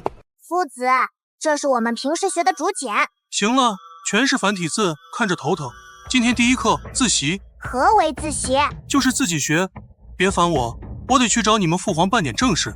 要是办不成，这课也没法上了。看着那堆笨重的竹简，你更加坚定了要搞出纸的念头。把一脸懵逼的3人丢在教室，你转身直奔嬴政的寝宫。路上你在心里疯狂打草稿，模拟了800种向嬴政讨薪的姿势。毕竟昨天土豆、玉米、精盐送了一堆，要是嬴政想白嫖，那你这手机可就真成砖头了。你越想越紧张，这可是面对千古一帝要钱啊，搞不好就是提头来见。深吸一口气，你推开殿门，看着高台之上正在批阅奏章的那个男人，鼓起12分的勇气，准备开始你的演讲。那个陛下，臣今日前来其实是有一事相求，关于昨天的那些物资还有教导费。50耙金饼已经让人放到你房里了。其实我想说的是啊，怎么不够？不，够了，太够了。那个其实我也不是专门来要钱的。既然够了，就退下吧。朕很忙，没空听你编瞎话。嘿嘿，陛下英明，臣告退。走出大殿，你摸着发烫的脸，感觉自己像个没穿衣服的小丑。你那点小心思，在嬴政面前简直就是透明的。这就是千古一帝的压迫感吗？不需要你开口，他早就预判了你的预判。回到住处，看着桌上那整整齐齐的50歪金币，你刚才的尴尬瞬间烟消云散。关上门，你像个守财奴一样搓了搓手，拿起一块沉甸甸的金饼。有了这玩意儿，你的外挂终于又能续费了。给手机续上天价网费后，你争分夺秒，立刻下载了全套土法造纸术教程，顺手还在购物软件里下了一单神秘新品。搞定理论，你立刻化身大秦破烂王，指挥黑 C 带着禁军在黄庄周围挖坑，把收集来的桑树皮、破渔网、烂麻布通通扔进去浸泡。在等待发酵的这几天，你也没闲着，把胡亥、公子高和嬴月儿抓来开小灶。因为不能教简化字，你干脆把阿拉伯数字塞进了他们的脑子里。几天后，经过蒸煮、捣碎、挤压、晾晒，大秦的第一张纸终于在你手中成型。虽然颜色泛黄，手感粗糙，但在你眼里，这比黄金还要耀眼。你顾不上休息，抓着这把烂草浆就冲进了咸阳宫，直接闯入了嬴政，蒙一回色欲切腹。陛下，别聊那些国家大事了，快看这个，成了。何启，你手里拿的这枯树叶子是什么东西？这叫纸，能改变大秦国运的神物。蒙上亲，借你的笔一用。在这上面写字，这东西薄如蝉翼，还没碰就碎了吧？你试试，大力一点也没事。那本官就试试。咦，墨汁竟然没有晕染，而且笔锋顺滑，墨迹转瞬即干。陛下，这是神物啊！拿来朕看看。好，此物轻便如雨，坚韧如帛。朕每日要批阅120斤竹简，若换成此物，岂不是单手就能托起整个大秦的政务？不仅如此，此物造价低廉，若能推行天下，政令传达的速度将提升10倍。那些沉重的竹简可以直接烧了。那是当然，这东西在历史上本来是几百年后才被改良出来的。现在的虽然粗糙，但取代竹简绰绰有余。看着嬴政、李斯和蒙毅那没见过世面的震惊模样，你知道这波稳了。他们看到的不仅仅是一张纸，而是行政效率的飞跃，是皇权对基层掌控力的无限延伸。嬴政眼中的贪婪已经掩饰不住，他看向你的眼神就像看着一座活的金山，但他还没开口，你就先抛出了你的商业计划。你不仅要改变历史，还要顺手把钱给挣了。说吧，这纸你打算怎么处置？当然是卖了。卖给朕？不完全是，造纸术的技术我无偿献给朝廷，由官方统一制造，取代竹简作为行政专用。你会这么好心？条件呢？条件很简单，朝廷吃肉，我喝汤。我要这纸张在民间和诸子百家中的独家销售权，以后凡是读书人想买纸，只能从我这儿买。你想资敌，让那群儒生更方便地写文章骂朕？陛下格局小了，我是要掏空他们的钱袋子，而且光有纸还不够，我手里还握着另一项绝技，那是纸张的灵魂伴侣。只有2样合一，陛下才能真正掌控天下的舆论，让那群儒生闭嘴。另一项绝技是什么？先保密，等我把庄子里的土豆和玉米种下去，有了粮食兜底，再给陛下展示这把思想屠龙刀。准了，朕不管你打什么算盘，只要能把那群读书人控制住，这生意朕陪你做。陛下圣明，那臣先告退去种地了，明年的春耕大典您就瞧好吧。你拿着大秦造纸业垄断合同，心满意足地离开了大殿。嬴政虽然还没见到那所谓的第2项绝技，但他已经敏锐地感觉到了纸张出现的恐怖威力。而你即将带着这项足以摧毁旧贵族知识垄断的发明，回到庄子，开启那场决定大秦生死的第1次农业革命。所有的布局都已经完成，只等春雷一响，万物生长。清晨，庄子里的气氛庄重的像是在搞封建迷信活动。白素特意换上了一件精致的百家衣，领着一群农家人在田间地头蹦蹦跳跳，举行着你看不懂的祭祀仪式。虽然在你这个现代人眼里，这像是在跳大神，但为了讨个好彩头，你也只好耐着性子配合。就在仪式刚结束，众人准备挥锄头的时候，远处的大地突然震颤起来，一支黑甲骑兵如黑色洪流般涌来，簇拥着那一辆熟悉的豪华马车。嬴政来了。这位始皇帝看都没看白素那些反贼一眼，径直走到你面前，抓起几颗土豆和玉米种子，亲自走向早已翻好的田路。你瞬间懂了，这哪里是种地，这是在种政治资本。一旦这祥瑞丰收，明年泰山丰善，他嬴政就是受命于天，谁还敢说半个不字？希望真能如你所说，亩产1000斤。陛下放心，几个月后大帝会给您答案。到时候别说是泰山丰善，就是把龙椅搬到泰山顶上坐着，老天爷也得给您点个赞。哼，油嘴滑舌，但这祥瑞若真成了，朕记你首功。谢陛下。不过陛下，您看这刚种下去，是不是该走了？黑武，盯着点。嬴政来得快，去得也快，留下了一个清耕的背影和一堆需要人照顾的庄稼。随着播种的进行，一个新的问题出现了。你带来的种子太多，庄子现有的熟地根本不够用。虽然白素带人玩命开荒，但大秦那种支援离效率低的赶人，累死累活一天也翻不了几亩地。看着这群人力耕作的惨状，你猛地一拍脑门，怎么把那个农业神器给忘了？你借口尿遁跑回房间，给手机续上天价网费，火速搜索并截图了屈原离的图纸。为了省时间，你直接拿出一张刚造好的纸，照猫画虎的把图纸描了下来，然后兴冲冲地跑去找白素。白老，别挖了，快来看看这个大宝贝。这是梨，但这构造为何如此怪异？还有，这图纸的手感，这叫曲原梨，开荒神器，效率比现在那破梨高10倍。至于这图纸嘛，这就是我跟你说的纸。纸？这就是你发明的那东西？如此轻薄平整，竟能作画写字，这简直是千金难求的宝物啊！别千金了，这东西我量产，我正想让你帮我打个广告呢。你认识的人多，尤其是那些爱写文章的儒生，告诉他们想买纸来咸阳找我，20文钱一张，童叟无欺。20文？你要卖？你制造这神物竟然是为了卖钱？不然呢？用爱发电啊！你就说帮不帮吧？帮，当然帮。这等利国利民，虽然是为了赚钱，但老夫定会告知天下。只是这屈原离，图纸给你，木匠你找，金属部件我去让黑黑搞定。今晚之前我要看到实物。白素捧着图纸，像捧着祖宗牌位一样去找木匠了。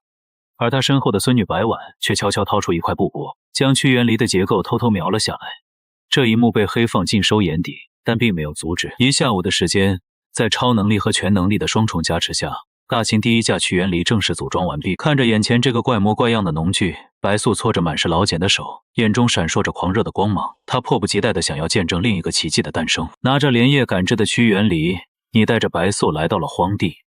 黑硕早就牵来了一头在这个时代比大熊猫还珍贵的耕牛，看着周围那些挥舞着笨重锄头、汗流浃背却只能开垦出一丁点土地的农户，你的眼眶不禁有些湿润。从古至今，最勤劳的是他们，最苦的也是他们。你不再犹豫，示意黑窗套上屈原离。随着一声吆喝，耕牛迈步，奇迹发生了。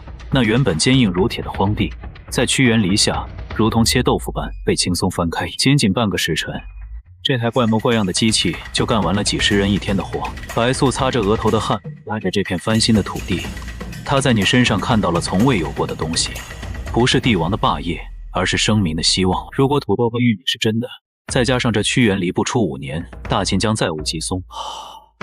何其，你说这天下人求的到底是什么？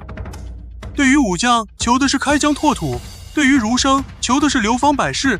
但对于这占据了90%的百姓来说，无非4个字：吃饱穿暖。吃饱穿暖，简单的4个字。可现在的大秦做不到。现在做不到，不代表未来做不到。大秦刚刚一统，就像个刚出生的巨人，虽然脚步踉跄，但他需要时间。时间？呵呵，有人恐怕不会给大秦这个时间。白老是指那些藏在暗处的6国余孽，项燕、范增还是张良？白老，这天下没人喜欢战争，百姓跟着造反是因为活不下去了。如果我能让他们吃饱穿暖，老婆孩子热炕头，你觉得谁还会把脑袋别在裤腰带上去跟别人造反？傻吗？如果你的土豆和玉米真有那般神效，那些人的野心恐怕真要落空了。不过说实话，老夫倒真希望他们落空。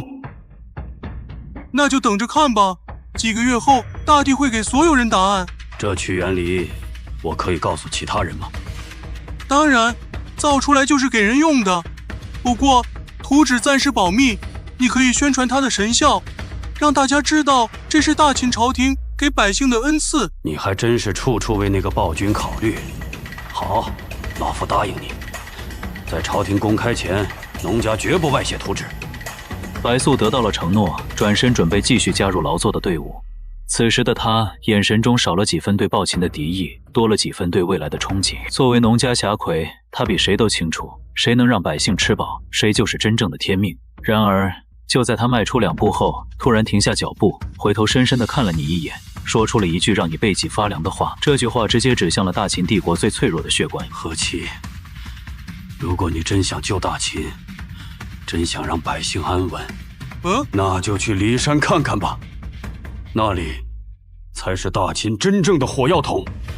说完这句，白素头也不回地走进了田地。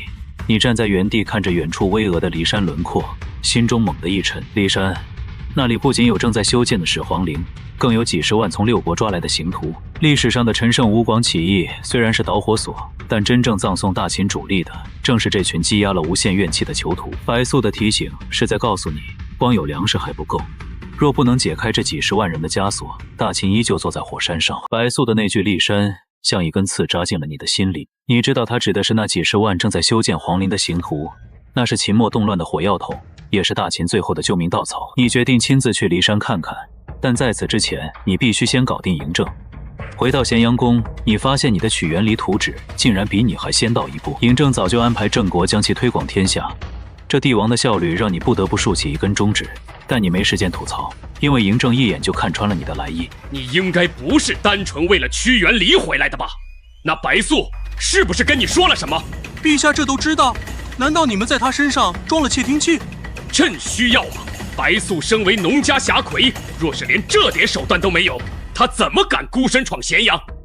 说吧，他让你去哪？骊山。骊山？那群刑徒？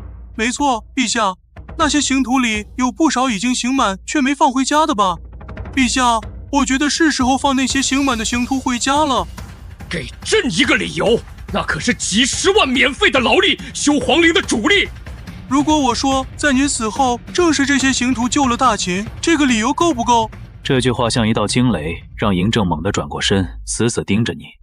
他无法想象，那一群被他视如草芥的罪犯，竟然成了帝国的救世主。你没有卖关子，将那段悲壮的历史娓娓道来。扶苏被逼自杀，蒙恬冤死，朝中无大将，各地乱军逼近咸阳。危急关头，正是章邯给这群刑徒发了武器，带着他们像疯狗一样杀出重围，把6国旧贵族打得抱头鼠窜。你是说，朕死后，天下烽烟四起，最后竟是一群刑徒给朕的大秦续了命，甚至他们又把6国打了一遍。没错，这帮刑徒军猛得一塌糊涂，6国联军在他们面前就是弟弟。可惜什么？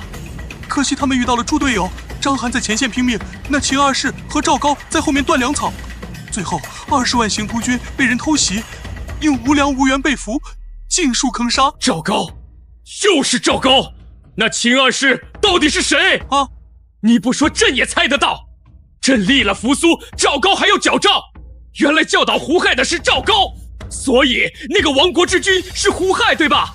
好，很好。嬴政没有再多说一个字，转身就走。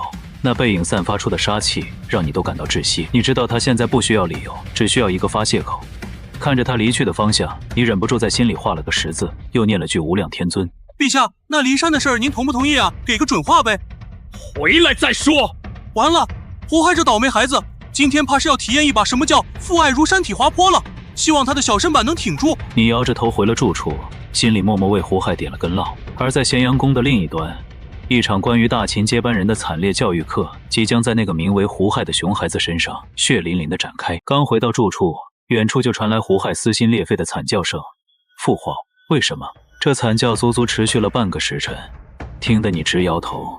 这倒霉孩子估计是被嬴政打得丢了半条命。不过想想历史上的秦二世，这顿打挨得一点都不冤。第二天一早，嬴政带着一脸的和善再次降临。这一次他没有多废话，直接扔给你一个重磅炸弹，封你为少府，全权接管骊山刑徒和皇陵修建，不用考试，不用政审，直接从无业游民变身大秦部级高官。这火箭般的升职速度，让你一度怀疑自己是不是在做梦。怎么，对自己没信心？白素不是说要想改变大秦，就要从骊山入手吗？朕把这重任交给你了。陛下，我这是要给您修坟去了。嗨，臣定当竭尽全力，保证让陛下住得舒心。黑饭，带他去骊山，朕走了。坐着马车一路狂奔，当你真正站在骊山脚下时，才明白什么叫人间炼狱。漫山遍野的刑徒像蚂蚁一样，在峭壁上，在乱石堆里艰难蠕动，稍有停歇，监工的鞭子就毫不留情地抽下去。你刚走到入口，就看见一个胖得像猪头一样的小吏正躺在树荫下喝茶哼曲儿。就在这时，一个被石头的瘦弱老者体力不支倒在他面前，这货二话不说，跳起来就是一鞭子，直接把老者抽得皮开肉绽。混蛋，敢在小爷面前偷懒，你不看看这是什么地方？起来，不然抽死你！大人，求您让老朽歇口气吧，真的不行了。歇？死了就能歇了？给我打！慢着！哪来的野小子？敢管闲事？信不信小爷把你抓进去一起修皇陵？哟，好大的官威啊！你不认识我，难道不认识这位？什么狗屁东西！告诉你们，我妹夫可是丞相李斯。李斯？这手下太史令曹节，识相的快滚！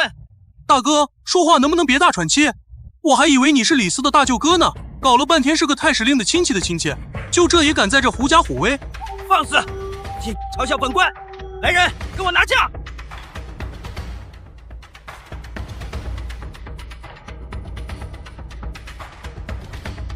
大人饶命！小人有眼无珠，小人该死！看着刚才还不可一世的胖子，现在磕头如捣蒜，你不得不感叹权力的美妙。黑肉这块印玺就像降维打击，直接把对方吓破了胆。你好奇地问这印玺能不能给你也整一个？结果收获了黑行一记关爱智障的眼神。很快正主来了，未来的大秦名将，现任少府张邯带着一身尘土和疲惫匆匆赶来。黑统领，不知有何贵干？这白费虽然是个废物，但他背后毕竟是……陛下有旨，即日起，何其接任少府一职，全权接管骊山。这位就是何少府？正是在下张少府，幸会幸会。以后这烂摊子，哦不，这宝地就归我管了。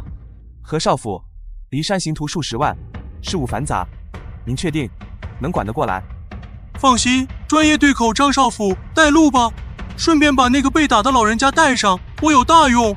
张邯虽然满腹狐疑，看着你这细皮嫩肉的样子，怎么都不像能镇得住几十万刑徒的人，但皇命难违，只能乖乖带路。你在一众卫士的簇拥下走进骊山深处，身后只留下那个还在疯狂磕头的白费，以及满山的血泪与呻吟。你的第一把火并没有烧向贪官污吏，而是那个不起眼的老刑徒，这让张邯更加看不透你了。你跟着张邯踏入这人间炼狱般的骊山办公署，这里没有皇陵的壮阔，只有一张张麻木死灰的脸。张邯急着把烂摊子甩给你，想做个交接，可你的目光却定格在角落里一个浑身颤抖的老人身上。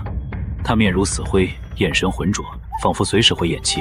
你让人端来一碗水，这不仅是一碗水，更是你在这个大秦修罗场撕开的第一道口子。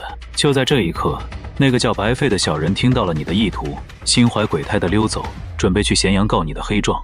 而张邯则一脸错愕地看着你接下来的举动。你接过象征权力的印玺，却没有看上一眼，而是直接走向了那个老人。老人家，这碗水喝了，告诉我你在这里服了多久的刑期？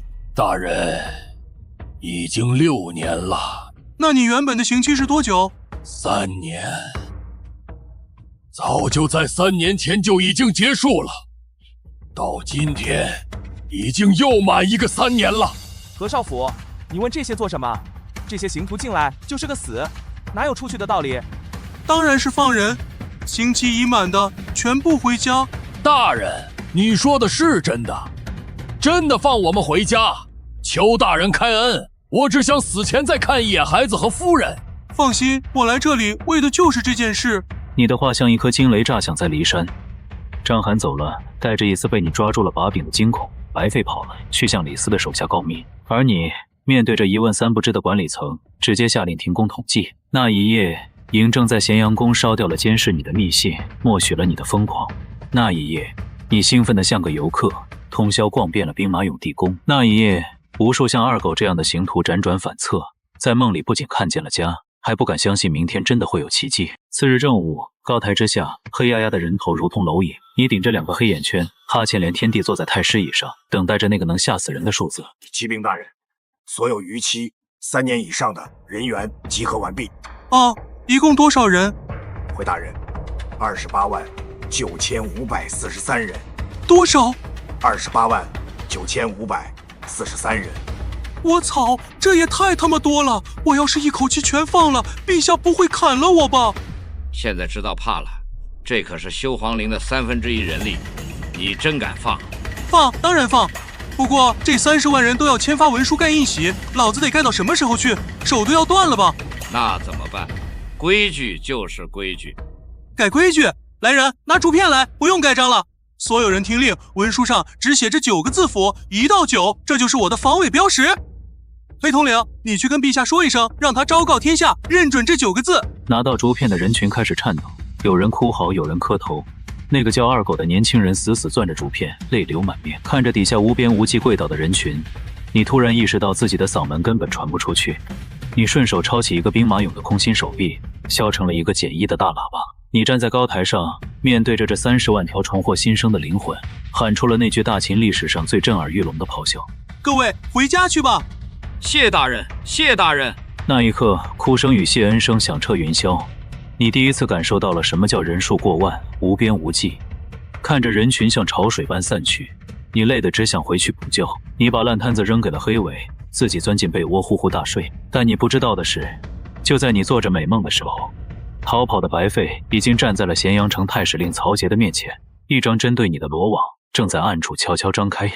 那个被黑擦吓破胆的小吏白费并没有坐以待毙，而是连滚带爬地跑回咸阳找他的妹夫太史令曹节哭诉。曹节深知这背后牵扯到李斯，便立刻去向丞相汇报。李斯听闻那个令嬴政疏远自己的后世之人竟然在骊山搞事情，敏锐地嗅到了试探的机会。在李斯的默许下，曹节信心爆棚，罗列了你释放刑徒、阻挠皇陵、衣冠不整3大罪状，纠集了一帮不明真相的官员直奔咸阳宫。这群人声势浩大，尤其是听说你上任第2天就放了30万刑徒，一个个急得像热锅上的蚂蚁，仿佛大秦明天就要亡在你手里。嬴政看着这群激动的臣子，眼中闪过一丝玩味，弹劾何起，还要朕治他的罪。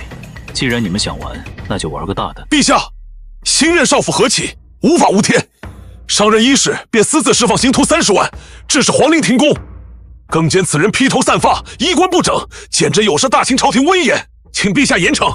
陛下，30万刑徒啊，若是作乱，咸阳危矣，请陛下治罪何起？朕知道了，你说他有失威严，也是，他那头发确实没法梳。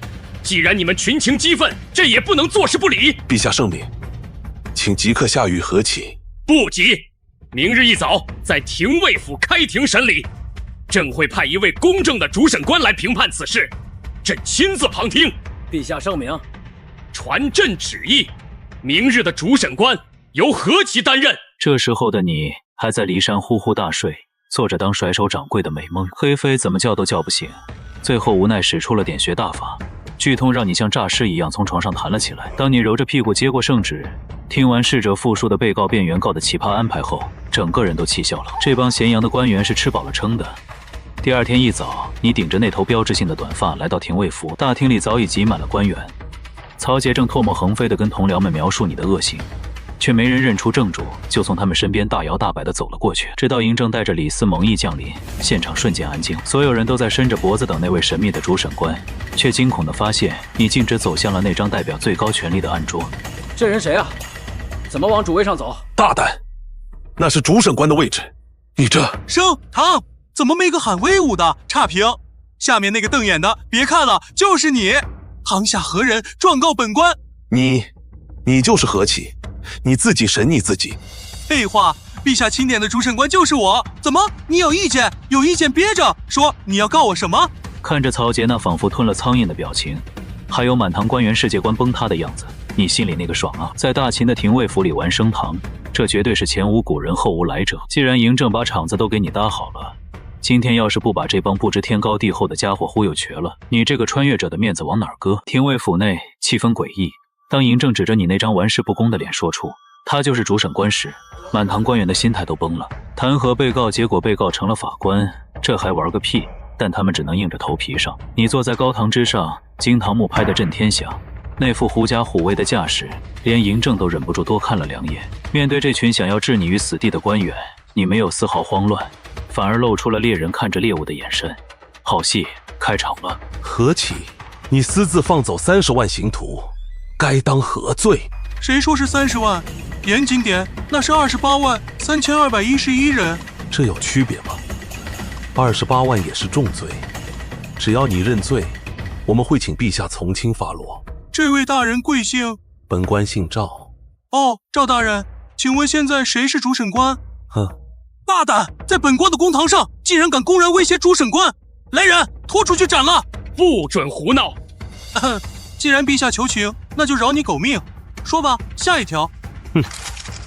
你释放刑徒，可有文书？可有许可？可曾报备？暂无产品，确实没有。那你还敢说不是私自释放？何起，你完了！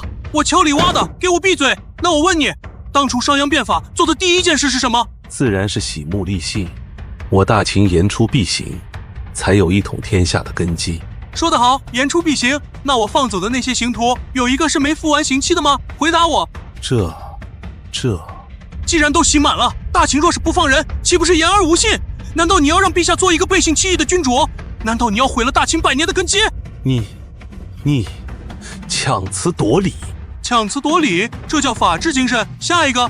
赵楚被你几句话怼得面红耳赤，灰溜溜地败下阵来。旁边的曹节见状，立马顶了上来。他可是李斯的人，自认为段位比赵楚高，但他不知道，你看着他头顶的官帽，总觉得那颜色绿得发亮。何起，那你阻碍皇陵修建，该当何罪？哟，这不是白洁的夫君吗？那我问你，修建皇陵的目的是什么？自然是，你小子诈我。反应挺快嘛，要是说出来，那就是诅咒陛下早逝，九族消消乐套餐，了解一下。你不要转移话题，我们问的是你为何阻碍工程。阻碍？我释放的是刑满人员，是为了大秦的信誉，这怎么能叫阻碍呢？再说了，你们一个个这么着急修皇陵，是不是嫌修得慢了？陛下，冤枉啊！臣等绝无此意，这何其血口喷人！陛下恩诏，臣等忠心耿耿啊！看着满地跪求饶命的官员，嬴政终于放下了手中的竹简。他淡淡的扫了一眼众人，这出戏看到这儿，胜负已分。这群人不仅没能定你的罪，反而被你扣上了一顶诅咒皇帝的大帽子。这份口才和逻辑确实有点东西。行了，这件事到此为止，退下吧。谢陛下。真是巧舌如簧。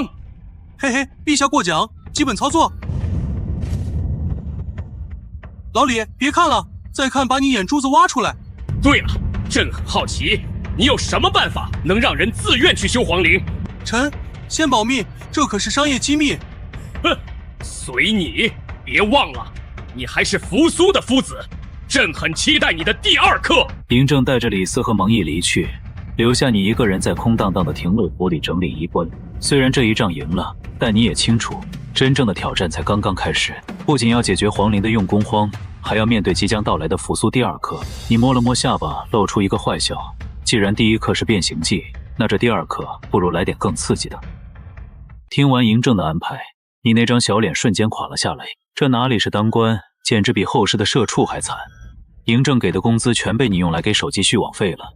现在手里剩下的金饼，连那200个壮汉的伙食费都快掏不起了。为了养家糊口，也为了给扶苏上那期待已久的第二课，你决定铤而走险，去混黑道搞钱。你带着黑夫那200精锐，还有扶苏和他那帮经过魔鬼训练的铁血少年团，吃了一顿最后的散伙饭后，气势汹汹地杀向了咸阳城的一个中型帮派——野狼帮。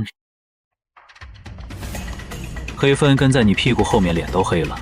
堂堂大秦太子带着御林军去抢地盘，这要是让嬴政知道了，估计能把桌子给掀了。各位吃饱喝足了吧？今晚咱们去干大事，黑统领带路。这边走。站住！干什么的？也不看看这是谁的地盘？叫你们老大出来，就说天地会来收保护费了。他娘的，谁敢砸我灰狼的场子？活腻歪了！爷爷，行不革命，坐不改姓。天地会总舵主爸爸，这是我们副舵主苏。今天就是来接收你们地盘的，识相的赶紧投降，不然让你们见识见识我铁血少年团的厉害。什么乱七八糟的！爸爸苏，我看你们是找死！弟兄们，给我打！看什么看？上啊！带你的人给我冲，尽量抓活的。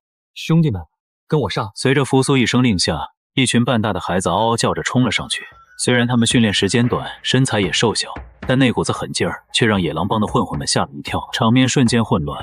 刀光剑影中，你并没有出手，而是让黑夫带着人在旁边掠阵。扶苏提剑直奔灰狼，虽然剑法还算精妙，但在力量上完全被压制。就在这时，一个叫羿的少年为了救同伴露出了破绽，眼看就要被一刀劈中。千钧一发之际，一支军用弩箭呼啸而过，精准射穿了那人的手腕。正是你的铁血少年团开始发威了。这是军弩，看招！都住手，别打了！停手！你们到底是哪路神仙？天地会偏鬼呢？哪个帮派能有这种装备？都说了，我们是天地会，看中了你的地盘，今天是来收购的。怎么，你有意见？没意见。那个爸爸总舵主，我野狼帮愿降。真没劲，这么快就跪了。行吧，算你识相。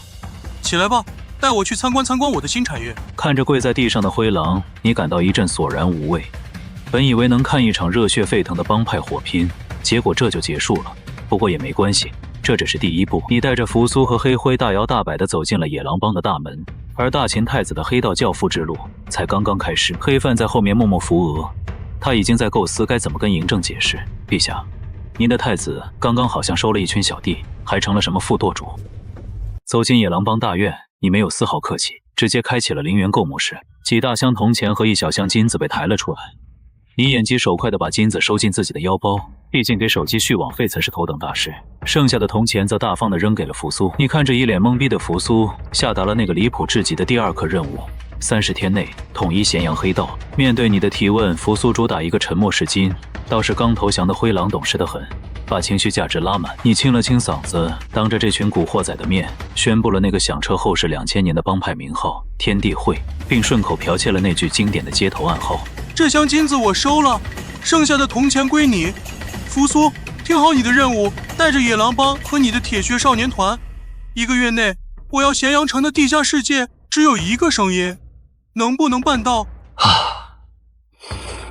说话给点情绪价值，懂不懂？能不能办到？总舵主放心，一定办到。赴汤蹈火，爸爸。不错，还是你懂事。听好了，之所以先收你们野狼帮，是因为你们虽然烂，但还没烂透，至少没干伤天害理的大恶事。从今天起，你们就是天地会的人。记住我们的暗号：地震高岗，一派西山千古秀，门朝大海，三河河水万年流。记住了。很好。现在分配职务，我身后的200秦军是战堂，直属总舵主。扶苏带的是铁血少年团。至于这位黑脸的壮汉，他就是我们的行堂堂主黑盔，谁敢违反会规，就让他伺候。副舵主，此时此刻，你难道不想发表一下就职感言吗？行吧，那我替你说，兄弟们听好了。今后这咸阳城，白天始皇帝最大，夜晚我们天地会最大，大秤分金，大口吃肉。你的这句口号差点把黑上的肺管子咳出来。灰狼更是吓得腿软，生怕下一秒就被朝廷大军围剿。你为了安抚人心，直接把锅甩给了扶苏，暗示这位副舵主背景通天。看着扶苏那张便秘的脸，你知道还差最后一把火。你把自己整理好的咸阳黑道分部图甩给他，并留下了50名精锐秦军作为辅助。临走前，你凑到扶苏耳边，说出了一句最扎心，也最能激发男人血性的话：总舵主，咱们这么嚣张，会不会被朝廷剿了？啊，我看这不像混黑道，像造反啊！怕什么？看见那位副舵主了吗？有他在，朝廷也是咱们的保护伞。原来是2代体验生活，稳了。扶苏，图纸给你，人也给你留了50个，哪些能收，哪些要杀，你自己判断。记住，你也该见见血了。如果你连一群地痞流氓都搞不定，那就真是虎父犬子。对了，扫荡其他帮派的时候，别忘了把钱刮干净给我送来。这些流氓不懂理财，我帮他们保管。1个月后，我来验收成果，教你怎么真正的混社会。走。你带着金子心满意足的回宫续费，而黑货则黑着脸直奔嬴政寝宫打小报告。当嬴政听到白天始皇，夜晚天地会这种大逆不道的话时，内心毫无波澜，甚至有点想笑。但当黑复述出那句虎父犬子时，这位千古一帝终于放下了手中的竹简。他没有生气，反而露出了一丝意味深长的笑容。在他看来，绵阳是守不住大秦江山的。如果混黑道能把扶苏逼成一头狼，那这天地会开得值。第2天清晨，你顶着骊山负责人的头衔，坐着马车再次踏入这片繁忙却压抑的工地。虽然放走了28万刑徒，让你赢得了人心，但这巨大的劳动力缺口像一座大山压在你的心头。哪怕你向嬴政划拨自愿劳工的大饼，眼下的进度依然岌岌可危。然而，比进度更让你触目惊心的是这里的生存现状。当你心血来潮去视察刑徒的伙食时，眼前的景象让你胃里一阵翻江倒海。那根本不是饭，是连后世流浪狗都会嫌弃的泔水，没有任何油水，甚至看不见米面。你怀着最后的希望走向大秦瑞士的营地，期待这只横扫6国的虎狼之师能吃得好点。结果现实给了你一记响亮的耳光。你手里拿着那个所谓的馒头，粗糙的像块石头，表皮连麦壳都没磨干净，一口咬下去几乎崩掉大牙。看着眼前这些面黄肌瘦却眼神坚毅的士兵，你理所当然地以为这是他们不得不忍受的日常军粮。于是你皱着眉头，向身边的士兵发出了那个让你后悔终生的问题：这东西简直难以下咽，你们平时就吃这个？回少府大人，我们平时可吃不上这个。不，我就说嘛，这种连嗓子都能划破的东西，怎么可能天天吃？这可是精粮，我们1个月才能吃上一回。您来得巧，刚好赶上我们改善伙食。你说什么？这破玩意儿是用来改善伙食的？是啊，大人，平日里要是能顿顿有这带壳的馒头，兄弟们做梦都能笑醒。那一瞬间，你仿佛被一道惊雷劈中，千言万语卡在喉咙里，化作一句无声的国骂。你愤怒地质问为什么不推广石墨，身旁的黑坤却像看傻子一样看着你。告诉你石墨是权贵的专属，普通人排队都排不上，更别提利用渭水这种天然动力了。听到水利二字，你脑海中灵光一闪，终于明白了昨天手机购物系统刷新出的那个废物水车模型与齿轮图纸的真正用意。原来系统早就预判了你的困境，这根本不是什么农田灌溉的玩具，而是这一刻拯救大秦胃口的各种神器。你看着眼前这些为了半个馊馒头就能拼命的士兵，黑粉，既然石墨不够用，那就别让人去推了，把渭水的力气借来用用。借水力？你怕不是在说梦话？水怎么推磨？看着吧，我不光要借水力，我还要向这帮兄弟保证，以后让他们顿顿吃上白面。谢大人，虽不知大人说的是真是假，但有这句话，俺们就信。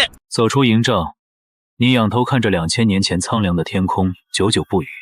这种跨越时空的代入感，让你此刻无比沉重。在原本的时空里，中华民族经历了漫长的苦难，从秦时的面黄肌瘦到后世的丰衣足食，这中间横亘着2000年的饥饿记忆。你身旁的冷面杀手黑风似乎察觉到了你情绪的波动，难得的没有出言讥讽，只是静静的陪你站着。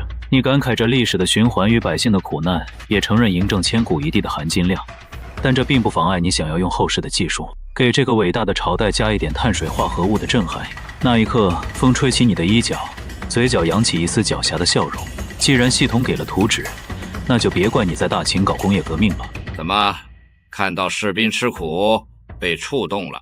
是啊，2000年的封建王朝，兴百姓苦，亡百姓苦，唯有填饱肚子才是硬道理。陛下雄才大略，定能让天下归心，哪怕吃得差些，大秦瑞士也绝无怨言。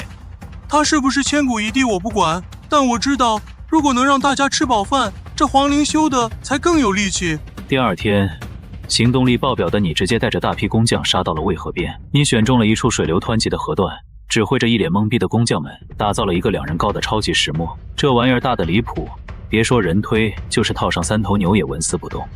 所有工匠都觉得这位少府大人一定是疯了，或者是在做什么奇怪的风水法阵。然而，真正的核心机密此刻正在你的中军大帐里上演。你看着手机里的水车截图，指手画脚地指挥着这位杀人如麻的高手画齿轮。这场面若是传出去，恐怕整个咸阳城都要抖3抖。我说黑统领，你这手是拿剑拿傻了吗？这根轴画歪了。唉，还有这儿，这明显需要一个咬合齿轮，你怎么直接跳过去了？闭嘴！再废话你自己画。行，你画。不过看着这个比例，光靠咱们这点人可不够，看来得回咸阳找陛下要人了。在忍受了你长时间的耳边轰炸后，那位大秦最顶尖的杀手黑终于放下了手中的毛笔，长出一口浊气。你看着那张精准无比的图纸，心中不禁感叹：谁能想到，这位平日里如同锦衣卫青龙般冷血的统领，竟然还藏着一手堪比制图师的绝活。虽然他看向你的眼神里藏着想要刀人的冲动，但你完全不在乎。毕竟在这个时代，能把手机截图完美复刻到纸上的人才实在太少。图纸继承，你没有丝毫耽搁，揣着这份通往碳水自由的钥匙，直接杀回了咸阳宫。你很清楚，要把图纸变成现实，光靠骊山的刑图是不够的，更需要那位千古一帝的绝对授权。面对嬴政那张写满狐疑的脸，你没有退缩，而是直接抛出了一个足以改变大秦国运的诱饵。你不仅仅是在造一个轮子，你是在为大秦开启一个全新的时代。你要数千民夫，还有100名顶尖工匠，就为了你那个所谓的水车？没错，陛下，只要这水车一成，咸阳城内乃至整个大秦的小麦都将变成雪白的精面。朕听得懂白面，但你口中的工业魅力和那个什么蒸汽机又是何物？那是未来的神器，陛下暂且不必深究。这水车只是第一步，是通往那个伟大时代的敲门砖。好，既是你那个3年计划的一部分，朕便信你一次，准了。谢陛下，您且看着，这渭水之畔马上就要诞生奇迹。拿到圣旨的第2天，你的快递，系统刷新的现代工业齿轮也如约而至。与此同时，大秦的水利泰斗郑国也带着工匠大队抵达了渭水河畔。你虽然有着超越2000年的见识，但在土木工程实操上就是个彻头彻尾的理论派。于是你非常鸡贼地发扬了甩手掌柜的精神。这位治水名家看着你那张充满未来感的图纸，虽然眼神发直，但职业素养让他迅速进入了状态。他亲自下河勘探，甚至为了选址把自己搞得半身湿透，满脚水草。而你则心安理得地躲在帐篷里，摆弄那些来自后世的金刚齿轮。在你的统筹下，一场跨越时空的基建狂欢开始了。郑国指挥民夫挖掘河道，木匠们挥舞斧头砍伐巨木，石匠们打磨着足以碾碎一切的巨型磨盘。然而，当你去视察木材时，眼前的景象让你差点给跪下。工匠们砍回来的竟然是红豆杉。在你的时代，动这玩意儿一根树枝都得把牢底坐穿。这种时空错乱的荒诞感让你哭笑不得，只能感叹一句：大秦真他娘的奢侈。嘿嘿，看着这些木头，我总觉得自己好像在犯罪的边缘反复横跳。这是上好的红豆杉，质地坚硬，水静不腐，有何不妥？太妥了，简直是行！得发指，放在后世，我这会儿估计已经在铁窗里唱悔恨之泪了。满嘴疯话，不过看那模型转得欢快，这大家伙真能如你所说，靠水自己动起来。那是自然，这叫势能转化动能。看着吧，等它转起来的那一刻，你会明白什么叫力量。经过数日的奋战，那个2层楼高的巨型怪兽终于屹立在了渭水之畔。巨大的木质水车在千人号子声中缓缓归位，你指挥着工匠将那些闪烁着冷冽寒光的现代合金齿轮精准咬合。这不仅仅是木头与钢铁的结合，更是农耕文明与工业文明的第一次亲密接触。随着郑国的一声令下，闸门开启，汹涌的渭河水咆哮地冲向裂片。起初是一阵令人牙酸的摩擦声，紧接着沉睡的巨兽苏醒了，巨大的轮盘开始缓慢而坚定地旋转，带动着那些精密咬合的齿轮飞速运转。最终，那盘只有神力才能推动的巨型石磨，在无人推拉的情况下，发出了雷鸣般的轰响。它转了！人群中爆发出的惊呼声差点盖过了水声。你按捺住内心的激动，指挥众人先用砂土清洗磨盘，足足磨了1个时辰，直到流出的水变得清澈。这一刻，万事俱备，只欠东风。黑统领，别光看着了，亲自扛一袋麦子上去，给咱们这大秦第一磨剪个彩。若是磨不出你说的白面，我便把你塞进这磨眼里。放心，若是磨不出来，不用你动手，我自己跳进渭河喂鱼。快看，出来了，真的是白色的粉末。所有人听令，把带来的小麦统统倒进去。今日我要让你们见识见识，什么叫真正的产量爆炸。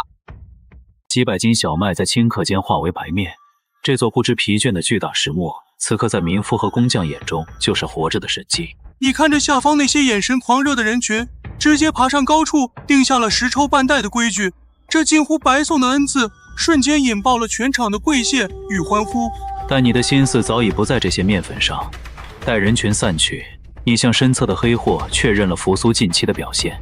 这位太子爷靠着你留下的铁鹰锐石，确实在地下势力中杀出了几分血性，但在你看来，这还远远不够。面对你这个毫不讲理的混世魔王，权贵们尚存忌惮，可一旦换了那个心软的扶苏接手，这石磨顷刻间就会变成权力的绞肉机。你决定用这尊石磨给大秦的长公子上一堂最残酷的社会课。1个时辰后，当那个气质虽有凌厉，却依旧透着书生气的扶苏站在你面前时，你没有任何废话，直接开启了交锋。听好了，这石磨从今天起全权交给你管理。扶苏定不辱命。先别急着答应，我有2条铁律。第一，无论谁来磨面，哪怕是朝廷官仓的人，都必须给我老老实实排队。是，无论是谁，一视同仁。第二，按照我定下的规矩，10袋面必须留下半袋做报酬，不管对方怎么酷穷卖惨，少1粒米都不行。你能不能做到？先生放心，扶苏绝不会坏了先生的规矩。把你做了一回甩手掌柜，却将整个咸阳城的贪婪与恶意都引向了年轻的扶苏。果然，仅仅安稳了2天，到了第3天，局面便彻底崩坏。先是几个地痞伪装成孝子贤孙，跪在地上哭诉上有80老母，下有嗷嗷待哺的稚儿。扶苏那泛滥的同情心瞬间决堤，大手一挥免了他们的费用。这道口子一开，便是洪水猛兽真正的穷苦百姓被无情地挤出队列，取而代之的是全是伪装成平民，实则替权贵敛财的家奴。当你再次收到黑后的密报时，嬴政在深宫中怒极反笑，手中的奏章被攥得稀烂。而当你带着150名兄弟杀回现场时，映入眼帘的哪里还是什么惠民工程？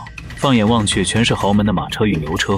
而在那被权贵封锁的防线之外，一对衣衫褴褛的祖孙正望着石磨的方向，刺痛了你的眼睛。爷爷，这里我们之前不是也可以磨面的吗？怎么现在不行了呢？孩子，别看了，那里哪是我们能去的地方？可是我也想吃白面。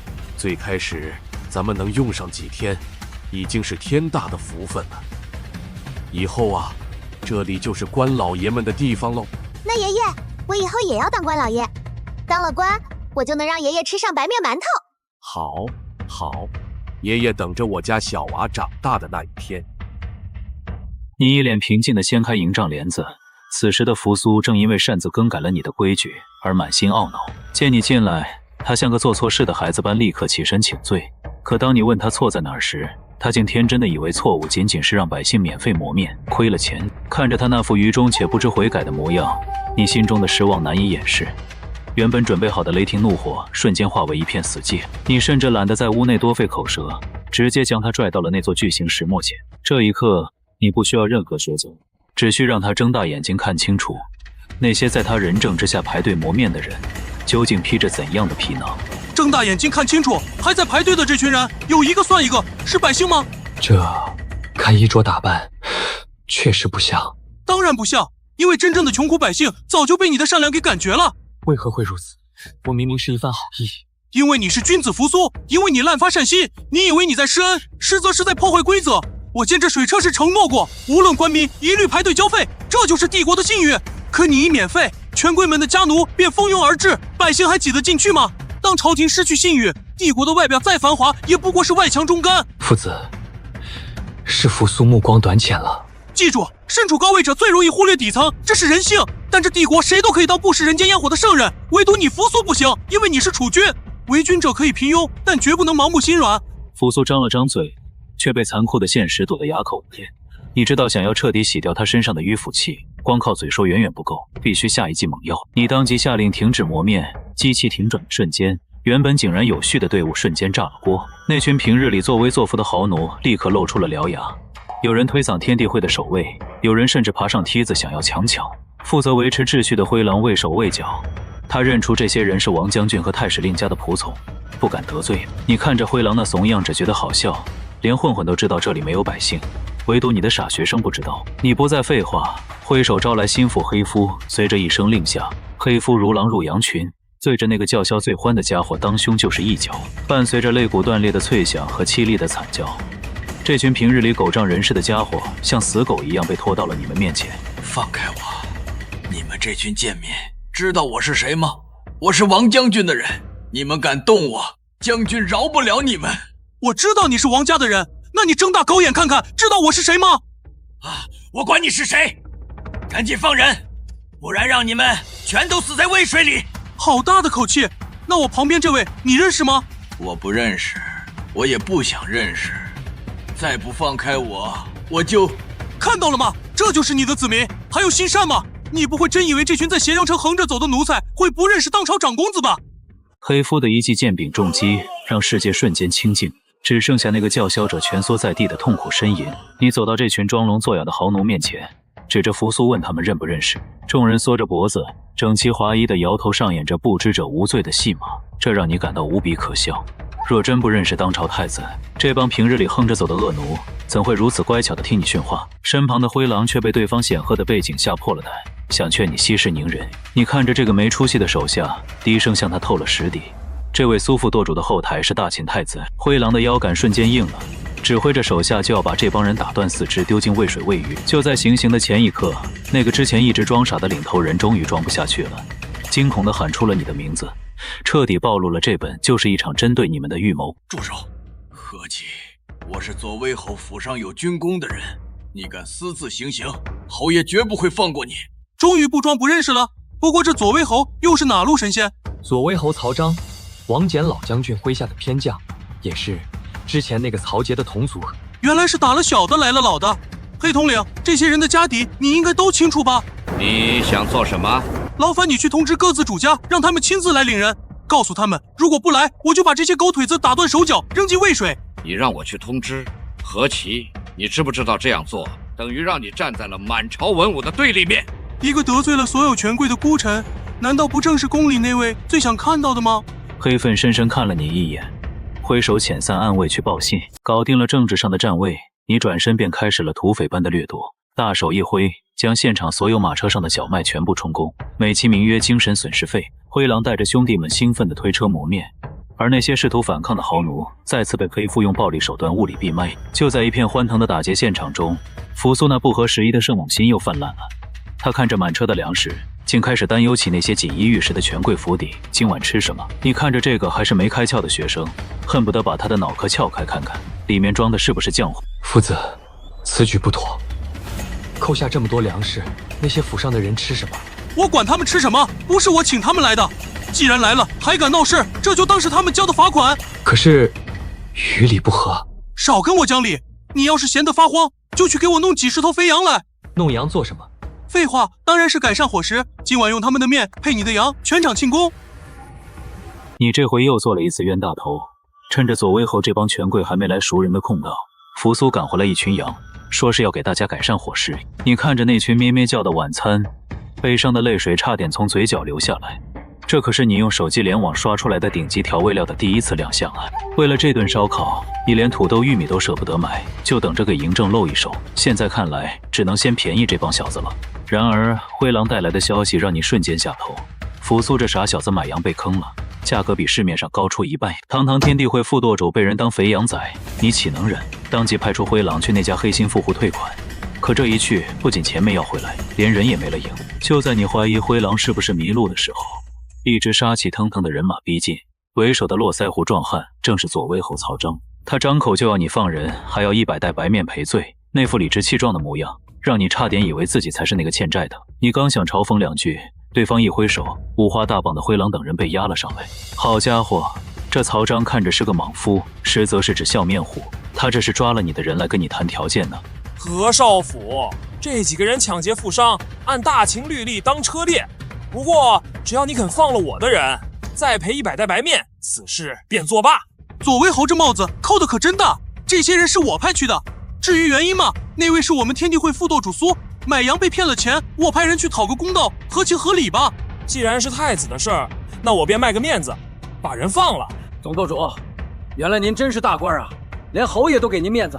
少废话，滚去烤羊！曹彰，人你带不走，钱也得留下。何求？我已经让步了。连小麦都不要了，你还想怎样？非要逼我动手吗？你要动手，来啊！看看是你的家丁厉害，还是陛下给我的卫队更胜一筹。不过我得提醒你，那些小麦本就是你们欠的报酬，要想领人，一手交钱一手交人。你怎么不去抢？抢哪有这样来钱快？记住，让你那些同僚也备好钱，否则……曹彰气得胸膛起伏，但在黑尾冰冷的注视下，这口气他只能硬生生咽下去。他扔下一句狠话，带着人灰溜溜的走了，只留下那个还在纠结是否太过分的扶苏。你看着这个完美避开祖宗所有优秀基因的大秦圣人，强忍着骂人的冲动。你告诉他，大秦需要的是帝王而不是圣人，这3观必须得重塑。不过眼下最要紧的是那顿迟来的烤全羊。就在你准备大快朵颐时，一只充当背景板的黑尾突然开口说有人要见你们。你和扶苏对视一眼，虽然疑惑，但直觉告诉你，这场大戏的正主终于要登场了。夫子，那些权贵已经受了教训，我们再勒索钱财是否不妥？这就叫勒索了？那他们之前把百姓当猪狗时叫什么？劫富济贫，懂不懂？可是……闭嘴！以后这种可是少说。什么时候你能学会对敌人狠心？什么时候这课才算结业？灰狼，羊肉烤好没？饿死老子了！总舵主，马上好，那血还没放干净呢。何少府，公子，请随我来，有人要见你们。这个时候见我？谁啊？这么没眼力见？没看正准备吃饭吗？见了他，这饭你会吃得更香。你跟着黑座进帐篷，嬴政果然如你所料，正端坐在那里翻看竹简。这位千古一帝似乎永远都不知疲倦。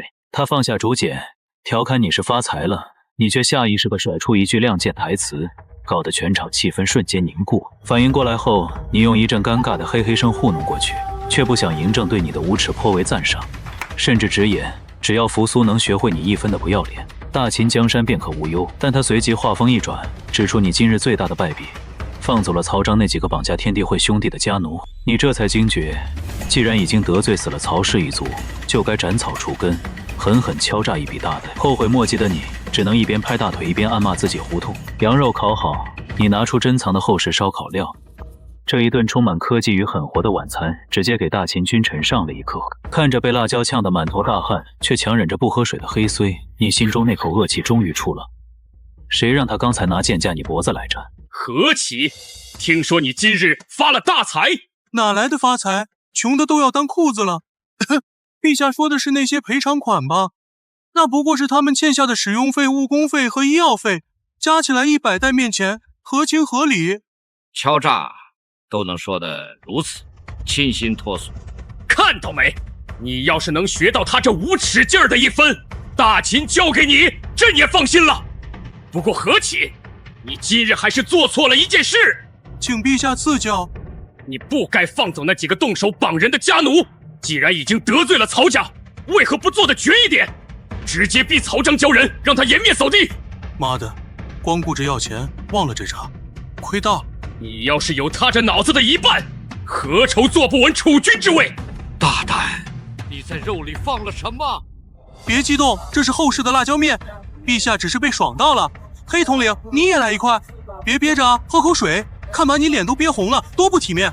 行了，别拿他寻开心了，这顿饭朕吃得很满意。不过何启，你承诺的修皇陵之事何时兑现？陛下放心，快了。不过在此之前，我有主想法，还请陛下恩准。你借着那顿充满科技与狠活的烧烤，终于向嬴政抛出了那个酝酿已久的计划，将冰冷的陶俑赋予灵魂。你用后世的人民英雄纪念碑为例，建议嬴政为那些战死沙场的无名将士立碑，并收敛天下尸骨，让所有为大秦流过血的人，无论秦人还是六国遗民，都能与始皇帝同眠。嬴政指尖轻叩石桌，那有节奏的哒哒声仿佛敲在你的心上。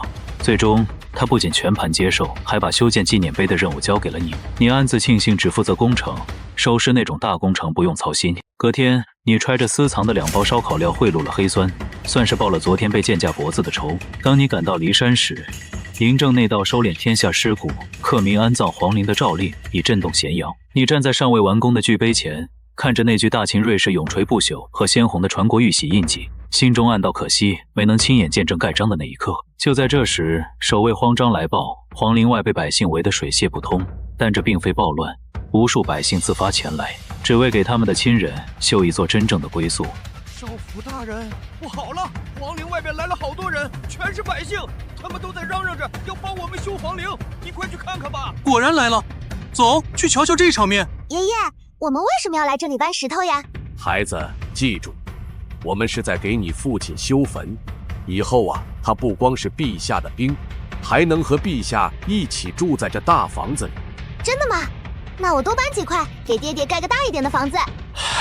你说那个相隔1000年的伟人，究竟是何等风采？朕这一生阅人无数，此刻竟也有了想见他一面的冲动。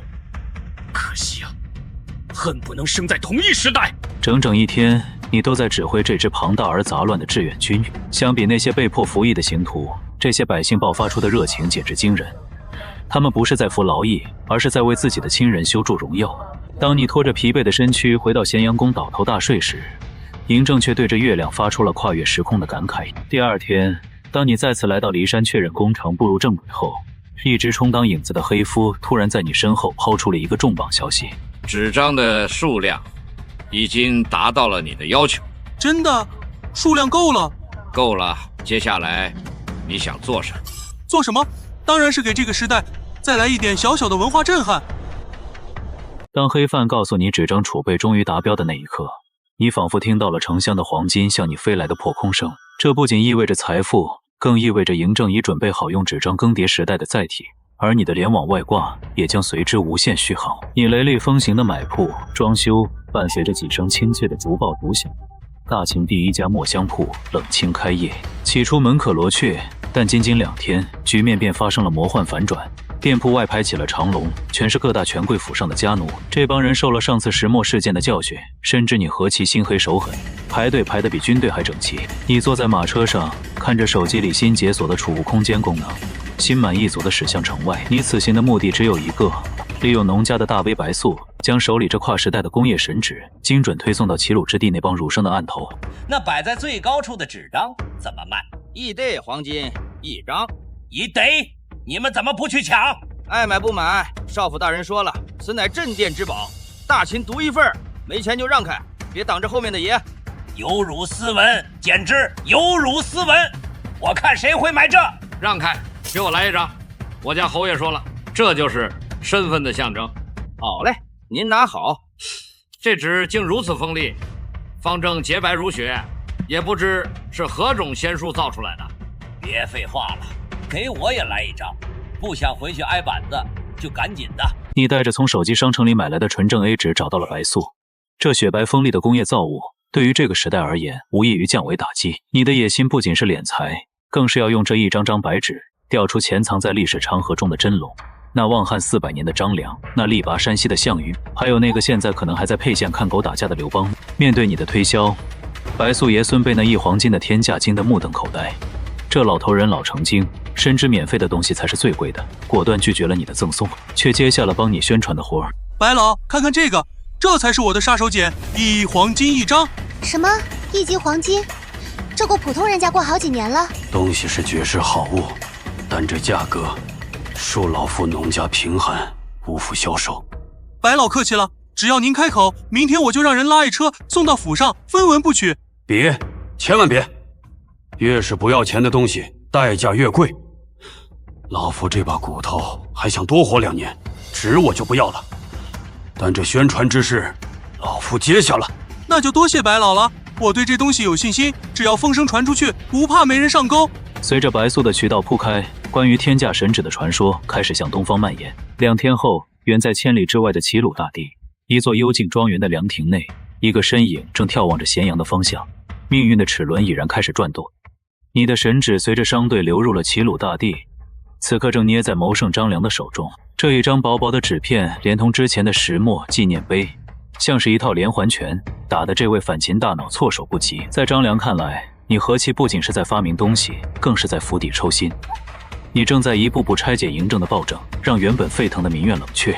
如果大秦不再残暴，他的复仇变成了无根之木。当得知连农家侠魁都可能已经倒向你时，张良在凉亭中攥紧了那张售价20钱的纸，如袍随风猎猎。他知道自己不能再躲在幕后了，这一趟咸阳之行势在必行。子房还在想那件事，看看这个农家传来的消息。这纸张简洁轻便，又是那个何其的手笔。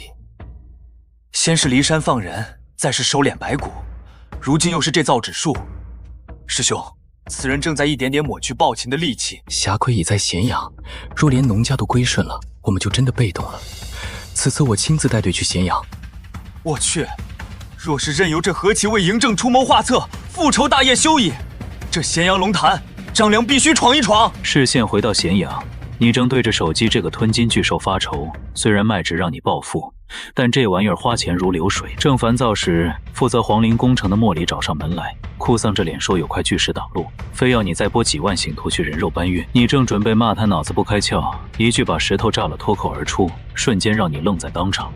你竟然把火药这尊大神给忘了，这可是开山裂石、物理超度的神器啊！你顾不上莫里那惊愕的眼神，丢下一句我来想办法，便疯了一样冲向咸阳宫。你一路狂奔冲进大殿，气喘吁吁地向嬴政打听那个被遗忘的废物徐福。陛下，那个废物徐福还活着吗？你怎么突然问起他？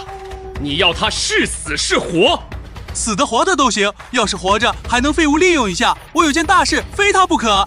嘿，带他去炼丹房，那2个祸害命大，还留着一口气。在黑范的带领下，你推开了那扇尘封已久的炼丹房大门，一股刺鼻的丹药味扑面而来，映入眼帘的是2个形如枯槁的骷髅，正围着青铜炉吞食着幽蓝的丹药。除了老熟人徐福，另一个身影让你大跌眼镜，竟然是赵高。这2人被嬴政囚禁于此，断绝了饭食，只能以自己炼制的仙丹充饥。看着这幅地狱绘卷，你非但没有一丝怜悯，反而在这个阴森的炼丹房里感到了一丝兴奋。还有什么比这2个由于重金属中毒而精神恍惚的不死小强，更适合充当火药实验的危险耗材呢？这2个骷髅，一个是徐福，那个是赵高，这祸害竟然也没死。你看他们这样子，像是陛下放过他们了吗？这里原本关了几10个法师，现在只剩下这2个命硬的，其他的都被自己炼的毒丹送走了。好人不长命，祸害1000年，古人诚不欺我。你找这2个半死不活的人做什么？做什么？当然是送他们一场造化。毕竟接下来的实验稍微不注意，就会让他们连渣都不剩。用这2人，我心里痛快。你一脸坏笑地站在殿外，犹如审视笼中的困兽。殿内的徐福和赵高早已没了人形，2人因长期吞食重金属丹药而行销骨立，见你出现，赵高像条断节的狗一样爬过来，鼻涕眼泪糊了一脸，拼命磕头求饶。在他眼中，你这个掌握历史走向的后世之人是他唯一的救命稻草，但在你眼里，这两个家伙不过是两具完美的可循环使用的活体实验耗材。一股馊臭味扑面而来，你嫌弃地捂着鼻子，命人提水桶把这两个骷髅冲刷干净。面对两人的哀嚎求救，你置若罔闻，反而转头交代黑硕去向天下召集更多术士。毕竟接下来的这项伟大发明可是极其费人命的。待一切准备就绪，你走到瑟瑟发抖的二人面前，像恶魔般开启了这场将会改变世界格局的对话。想活命吗？想。求大人向陛下开恩，饶了奴婢这条狗命。我也想活，饶命啊，大人！想活就听好了。徐福，你以前炼丹时有没有发生过炸炉？回大人，确实有过，还不止一次。去把记录找出来，看看这些成分，硫磺、硝石，果然是这东西。现在记住这句口诀：一硫、二硝、三木炭。一硫、二硝、三木炭，记住了。按这个比例混合，用麻布包裹点燃，直到它能产生炸炉般的威力。记住，必须近距离观察，确保护身效果。啊，近距离，那可是会死人的。不做，那我现在就去请旨赐死你们。反正术士多的是，不差你们两个。做，我们做，只要大人能赏口正常的饭菜，别让我们吃丹药了。成交，饭菜管够，但我也有个条件。大人请讲。只是，若是日后有新术士来，能不能让我当个领头？我怕。想得美！先把东西造出来，这时候还想当官，做梦去吧！你无情地打碎了徐福那点可怜的官瘾。在这个阴森的炼丹房里，他们没有讨价还价的资格。离开大殿后，你收起了嬉皮笑脸，神色变得前所未有的凝重。你向黑布下达了最高级别的封锁令，从此刻起，此地许进不许出，哪怕是一只鸟也别想飞出去。就算是嬴政亲临，也必须先通知你。看着一脸惊愕、不解为何要对两个废物如此大动干戈的黑窗，你压低声音道出了这个炼丹项目背后的真正分量。这根本不是什么求仙问道，而是开启地狱之门的钥匙。你究竟让他们研究什么东西？竟要如此严密，连陛下都不能随意进出。等他们造出来，你自然会懂。记住，无论里面发生什么响动，都不要插手，第一时间向我汇报。这东西真有那么重要？你去告诉陛下，只要这个东西问世，什么6国移民不过是插标卖首。陛下不是一直想知道世界有多大吗？有了这玩意儿，征服整个世界不过是探囊取物。你坐在石桌前，精心泡好了从后世带来的茶，静静等待嬴政的到来。黑飞的汇报显然勾起了这位千古一帝的好奇心，毕竟能让你这种黑心商都如此重视的东西，绝非凡品。嬴政一来便被那杯茶吸引，入口微苦，回甘清冽的滋味让他赞不绝口，甚至动了把你库存搬空的心思。你自然不会把底牌亮尽，谎称没货后，顺势将话题引向了今晚的主角——徐福正在研究的黑科技。这茶确实不错，还有多少？都给朕拿来！陛下，真没了，就这点存货。罢了，说说吧，你让徐福研究的究竟是什么？真能如你所言，助朕征服天下？陛下，先回答我一个问题：您的天下究竟有多大？朕的天下，以你这后世之人看，应当有多大？很大，大到超乎您的想象。不过那是后话，眼下您的精力恐怕还被国内那些6国移民牵扯着吧？否则北面的匈奴和南方的百越岂能如此安稳？你看的倒是透彻，只要朕在，那群人只能在阴沟里苟且。不过你说的对，他们确实是朕目前的心腹大患。陛下就是太仁慈了，换作是我，当年就该把6国贵族杀个精光，斩草除根。杀绝，朕何尝不想？只是朕不能，百姓愚昧，这就是朕的无奈。一番关于治国与屠戮的探讨，让你更加理解了这位帝王的隐忍与无奈。但这沉重的话题很快被你终结。你指着身后的宫殿，抛出了一个足以颠覆他认知的疯狂设想。只需一忍，片刻之间，便可将这座巍峨的宫殿夷为平地。嬴政本能的反驳，认为这是天方夜谭。可当你提到后世甚至能瞬间摧毁整个咸阳时，他沉默了。你坦言，之所以让徐福那种人渣去做，正是因为这名为火药的东西极其危险，稍有不慎便是粉身碎骨。与其牺牲忠诚的大秦瑞士，不如让这群本来就该死的术士去当炮灰。1人，片刻，何启？你在说胡话吗？世间怎会有如此神力？陛下，别忘了我来自哪里。在我那个时代，别说一座宫殿，就是整个咸阳也能在瞬间灰飞烟灭。既然如此威力巨大，为何让徐福去做？朕的工匠难道不比那群术士可靠？因为危险，这东西叫火药，制作过程极不稳定，稍有不慎就会引发剧烈的爆炸。术士们常年炼丹炸炉，对这种动静最敏感，也最适合当这个耗材。火药爆炸，这名字倒也贴切。没错，这就是潘多拉魔。话音未落，远处传来一声沉闷的巨响，震得地面微微颤抖。黑树等护卫瞬间拔剑，将嬴政团团围住。如临大敌。响了，徐福这老小子竟然真的成功了！陛下听到了吗？这就是潘多拉魔盒被打开的声音。远处传来的巨响让所有人都陷入了短暂的惊慌，唯独你既兴奋又带着一丝对未来的恐惧。面对嬴政的追问，你直言这是恶魔的咆哮，是潘多拉魔盒被强行撬开的声音。你领着嬴政一行人重返那座被炸得面目全非的宫殿，空气中弥漫着刺鼻的硝烟味。被炸碎的殿门如同恶魔咧开的大嘴，殿内徐福和赵高这2个活体耗材正瘫软在地，瑟瑟发抖。见嬴政亲临，赵高立刻上演了一出痛哭流涕的苦肉计，试图爬过去求饶，却被黑袜冷酷地拦下。嬴政的目光甚至没有在那2个废人身上停留1秒，他死死盯着那扇粉碎的殿门，震撼于这仅仅是小分量火药造成的破坏。你命人一桶冷水浇醒被吓傻的徐福，在一番威胁恐吓后，得知这老骗子竟然一次性就配比成功了。这让你不得不感叹，有些人虽然该死，但确实是他在某些方面的天才。你把火药弄出来了？我不知道那是不是火药。我按大人的比例混合，点燃引线，感觉不妙就跑了。刚跑出来，轰的一声，殿门就碎了，太可怕了，真的太可怕了！一次就成功了，你还真是个化学天才。可惜了，去再给我做一个。大人饶命啊！那东西是妖术，会死人的，我不做了。不做？那就现在去死！给朕再做一个！诺。徐福顶不住帝王的威压，乖乖滚回去，继续制作那个名为死亡的包裹。出于安全考虑，你建议嬴政一步等待，但他坚持要亲眼见证这历史性的一刻。无奈之下，你只能让黑孙调来盾牌队护驾，同时暗中示意黑森盯着徐福的一举一动，以防这家伙狗急跳墙。不一会儿，徐福捧着新鲜出炉的炸药包走了出来。你接过来捻了捻，确认这就是你要的黑火药。为了展示它的真正威力，你带着众人来到宽阔的教场，选中了一块巨石作为靶子，在做好引线并让盾牌阵严丝合缝地挡在嬴政身前后，黑娲充当了点火手。黑统领，点火，跑快点！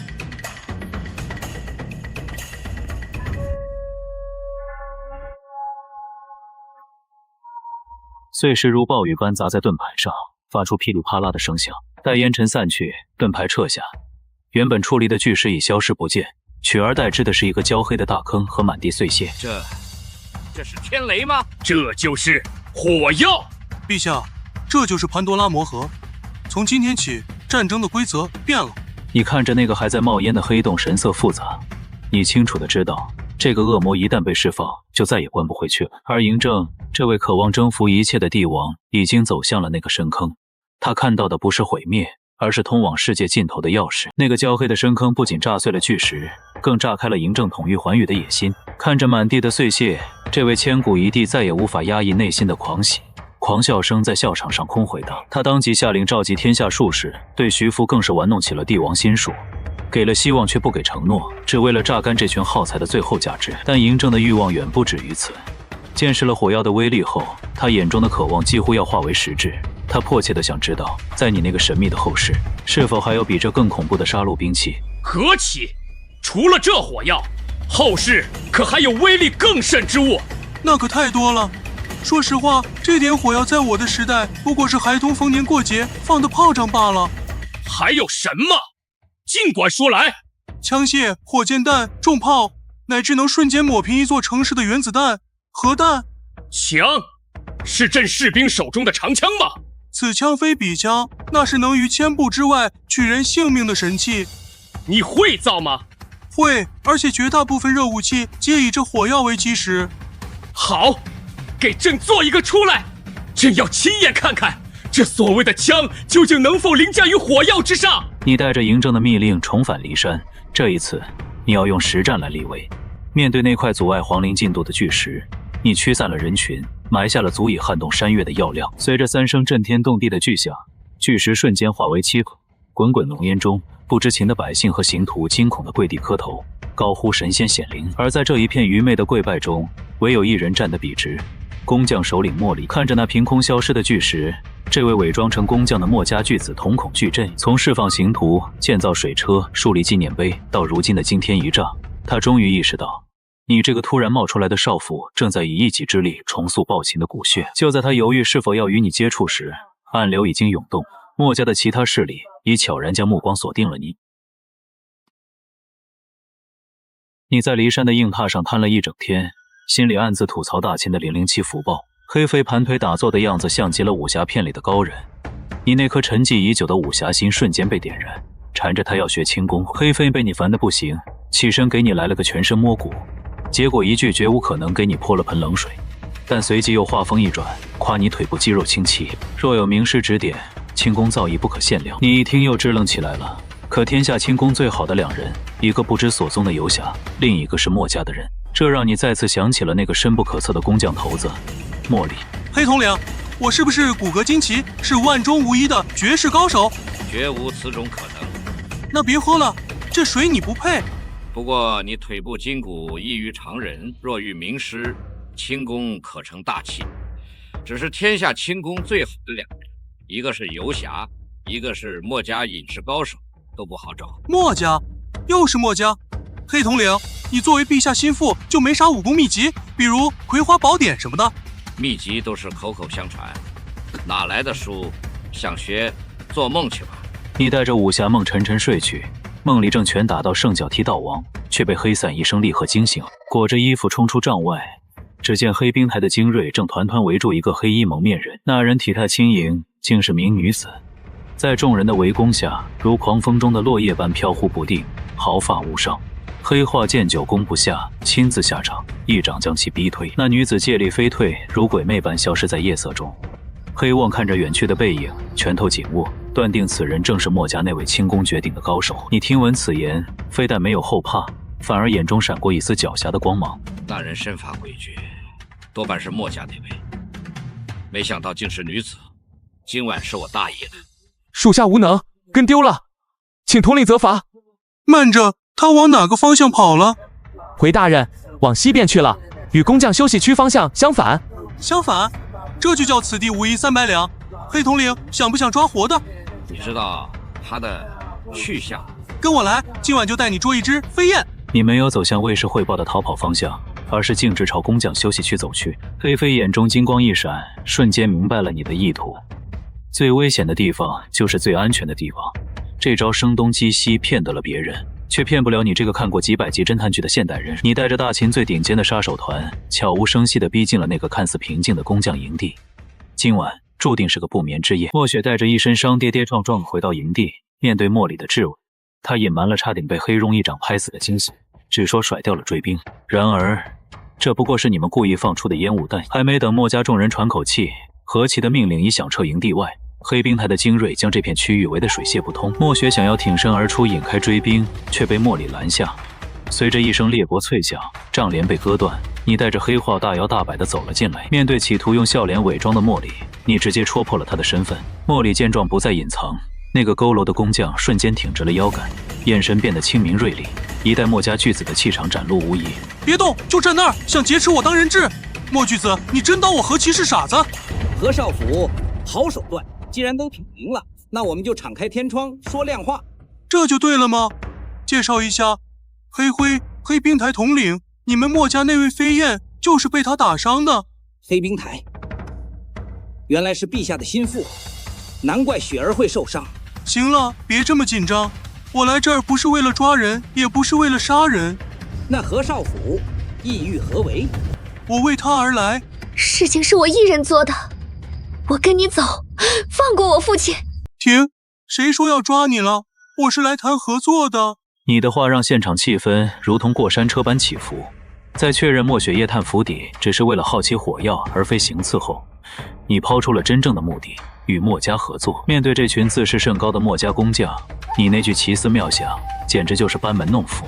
为了让他们心服口服，你主动提出了一个看似对自己极不公平的赌约：3局2胜，题目由墨家出，比拼鲁班术，而赌注依然是墨学，只不过不是为了那个，而是为了学轻功。合作，我墨家传承自墨子，论奇思妙想，这天下恐怕无人能出其右。何少府未免太自信了。不信，那就赌一把，3局2胜，题目你们出，我们各自制作，一较高下。这赌注若是输了，我任凭处置；但若是我赢了，我要他。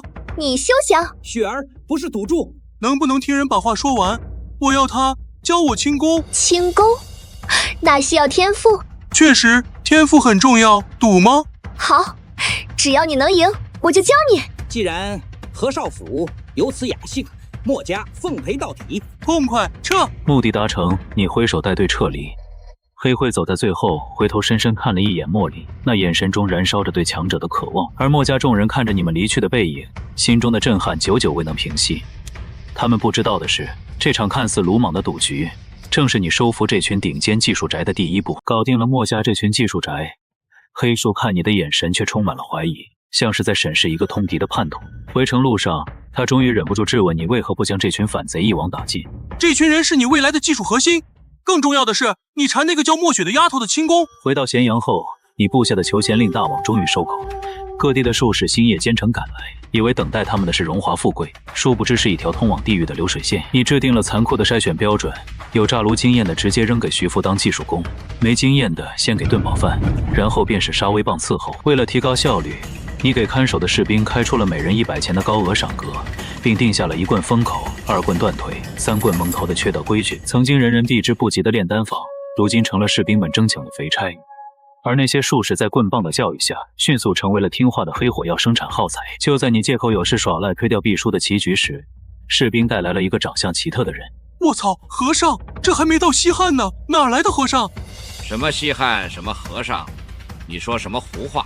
没什么。喂，那个光头，你会说人话吗？阿尼哈塞哟，萨瓦迪卡。阿弥陀佛，贫僧略懂中原话。早说啊，从哪儿来？想干嘛？贫僧从西方来，想求陛下准许我传法，顺便献上炼丹的仙家手段。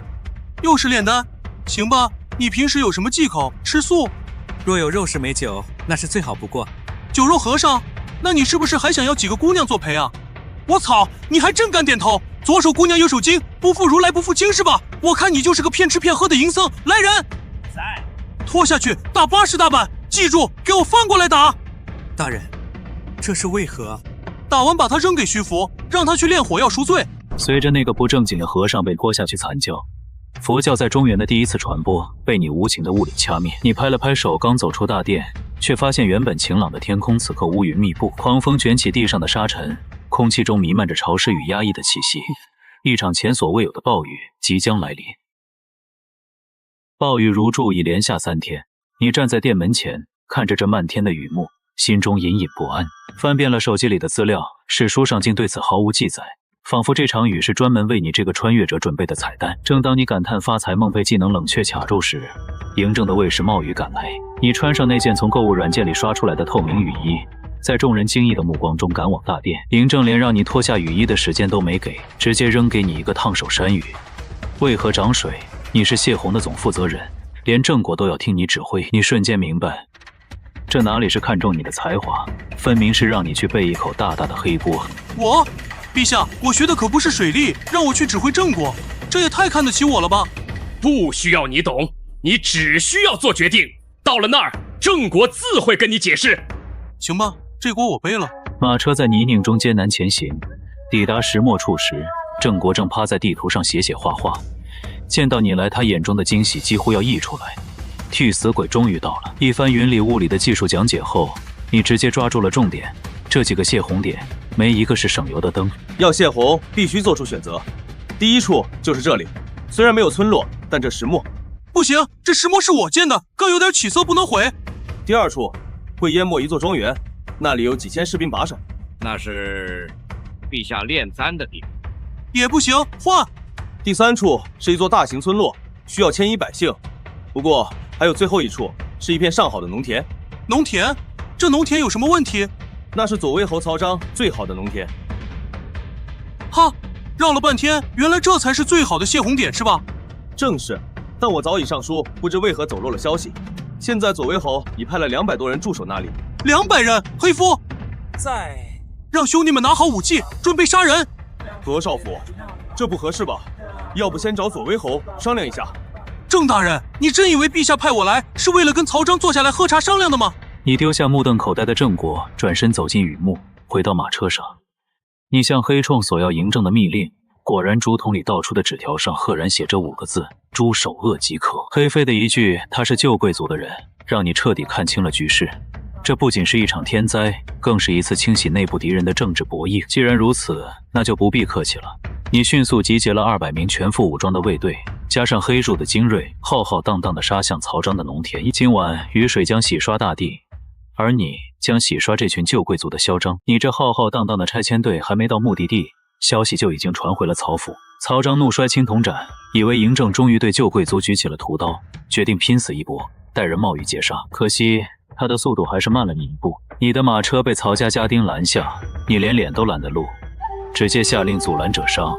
车轮碾过混着鲜血的泥水，无情地继续向前。到了农田边，100号家丁筑起人墙，你身披雨衣走下马车，看着这片即将成为泄洪区的良田，心中毫无波澜。面对曹府管家的威胁，你更是嗤之以鼻，直接亮出了奉旨泄洪的尚方宝剑。何少府请回吧，我家侯爷说了，这地绝不同意姓。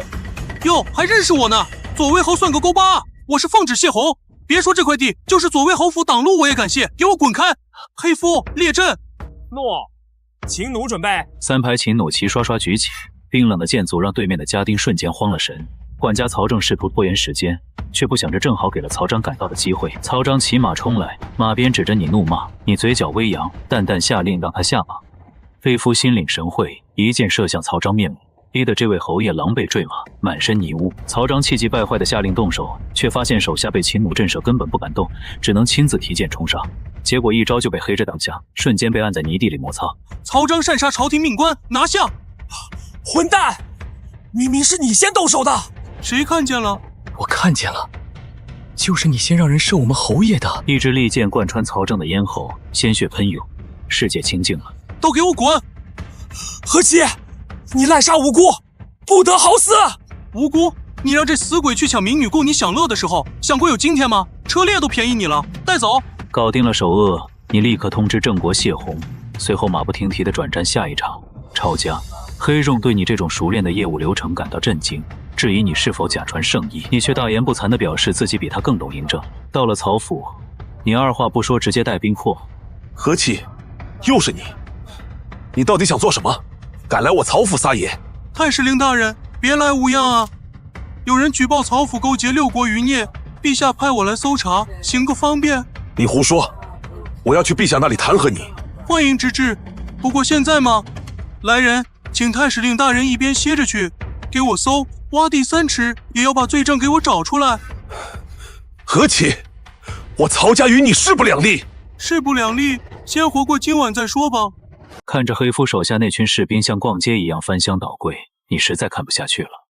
抄家就要有抄家的样子，这种温柔的搜法能搜出东西就有鬼了。你敏锐地捕捉到曹家妻妾惊恐的眼神，总是飘向后院的一间祖祠，那是他们供奉先祖的地方，也是他们最后的心理防线。你大步流星地走进去，无视袅袅香火，抬手敲了敲那面厚实的墙壁，空的。几把大斧挥下，幕墙碎裂，原本庄严肃穆的祖祠瞬间变成了金碧辉煌的金库。看着那一堆堆闪瞎眼的黄金，你笑了。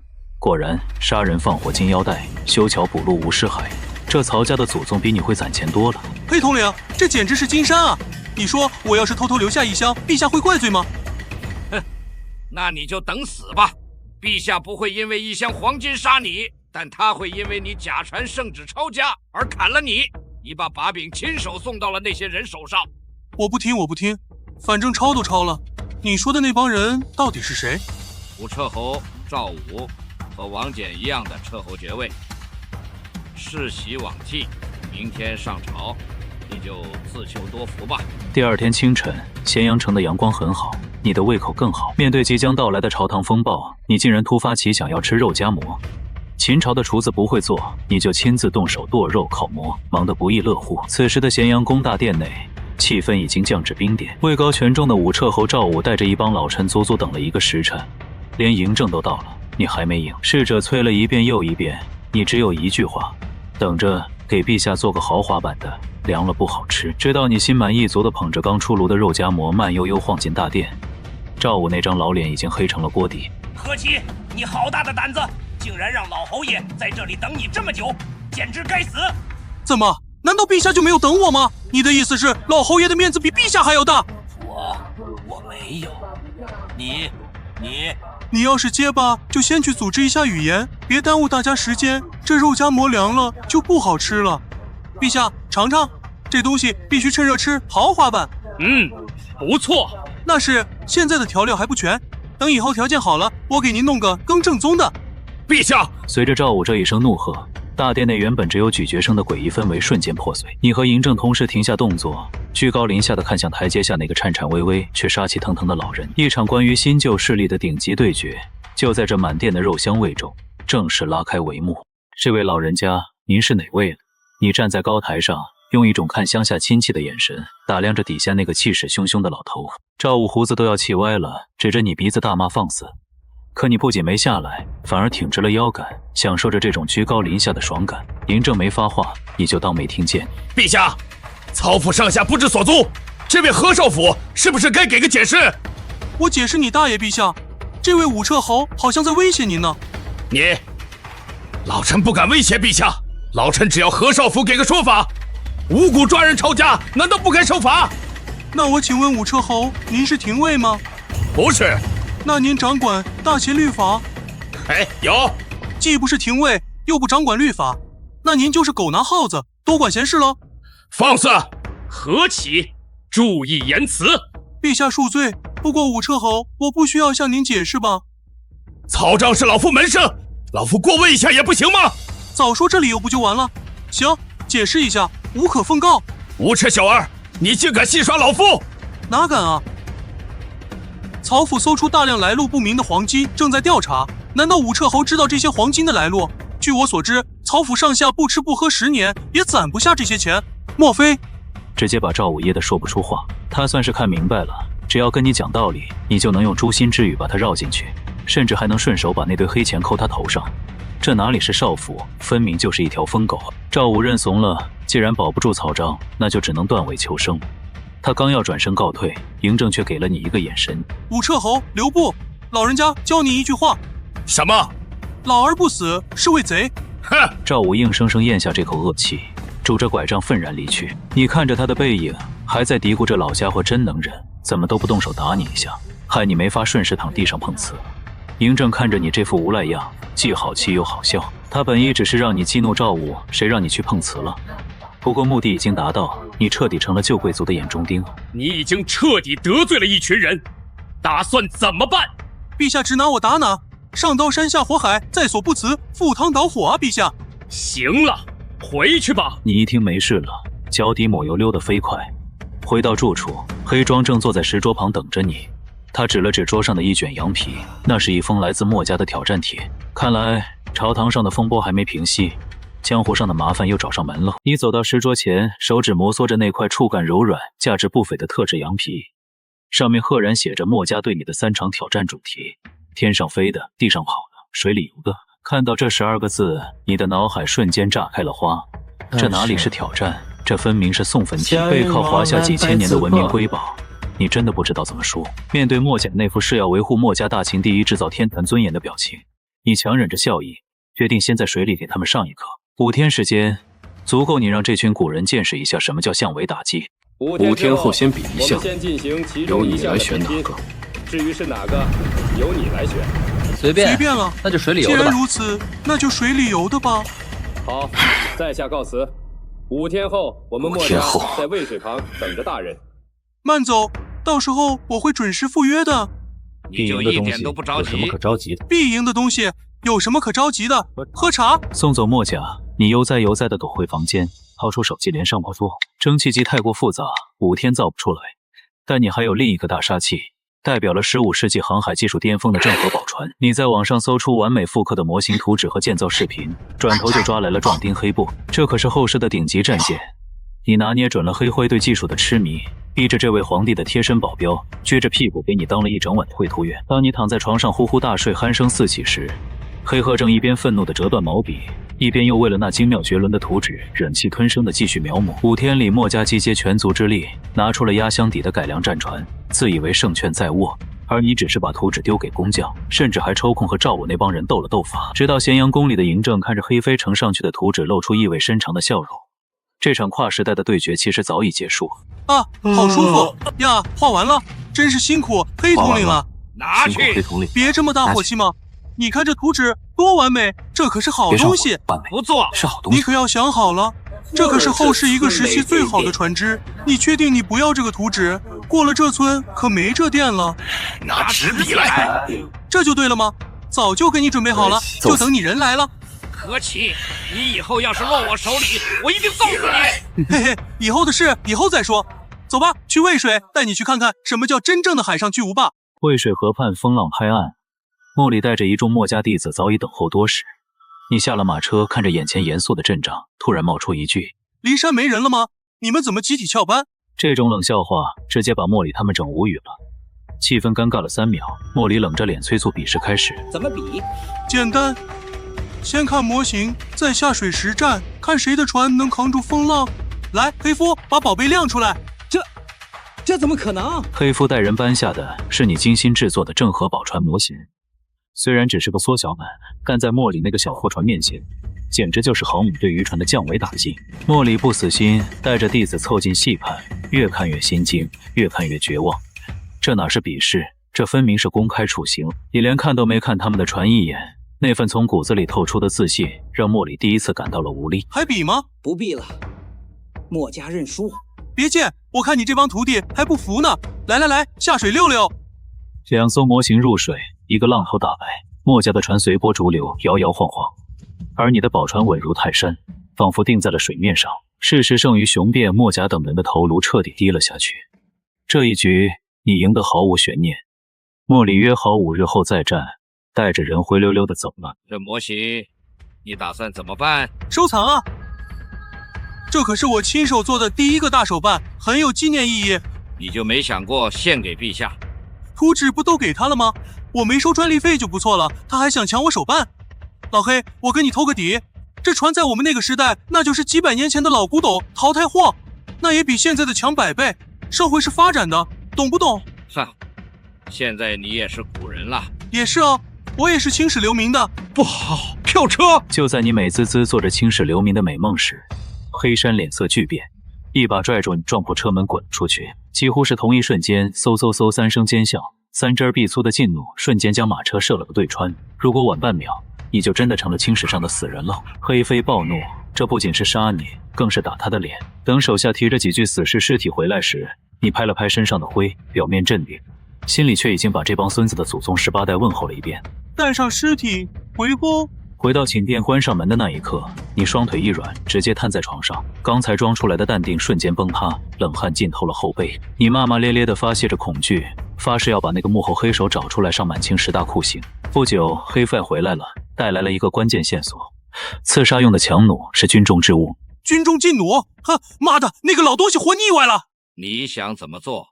走，去找扶苏，直接杀过去，太便宜他了。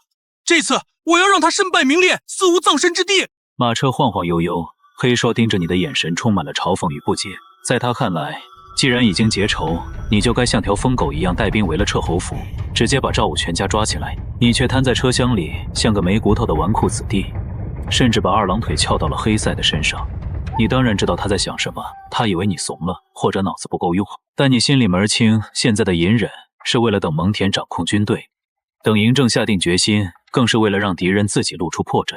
你不是不懂政治，你是太懂了。只要抱紧嬴政的大腿，让他开心，就是最大的智慧。就在你得意洋洋地晃着脚时，脚底突然一阵酥麻。黑货这个小心眼，竟然用点学来报复你的肢体侵犯。你既然什么都懂，为什么要装出一副不懂政治的草包样？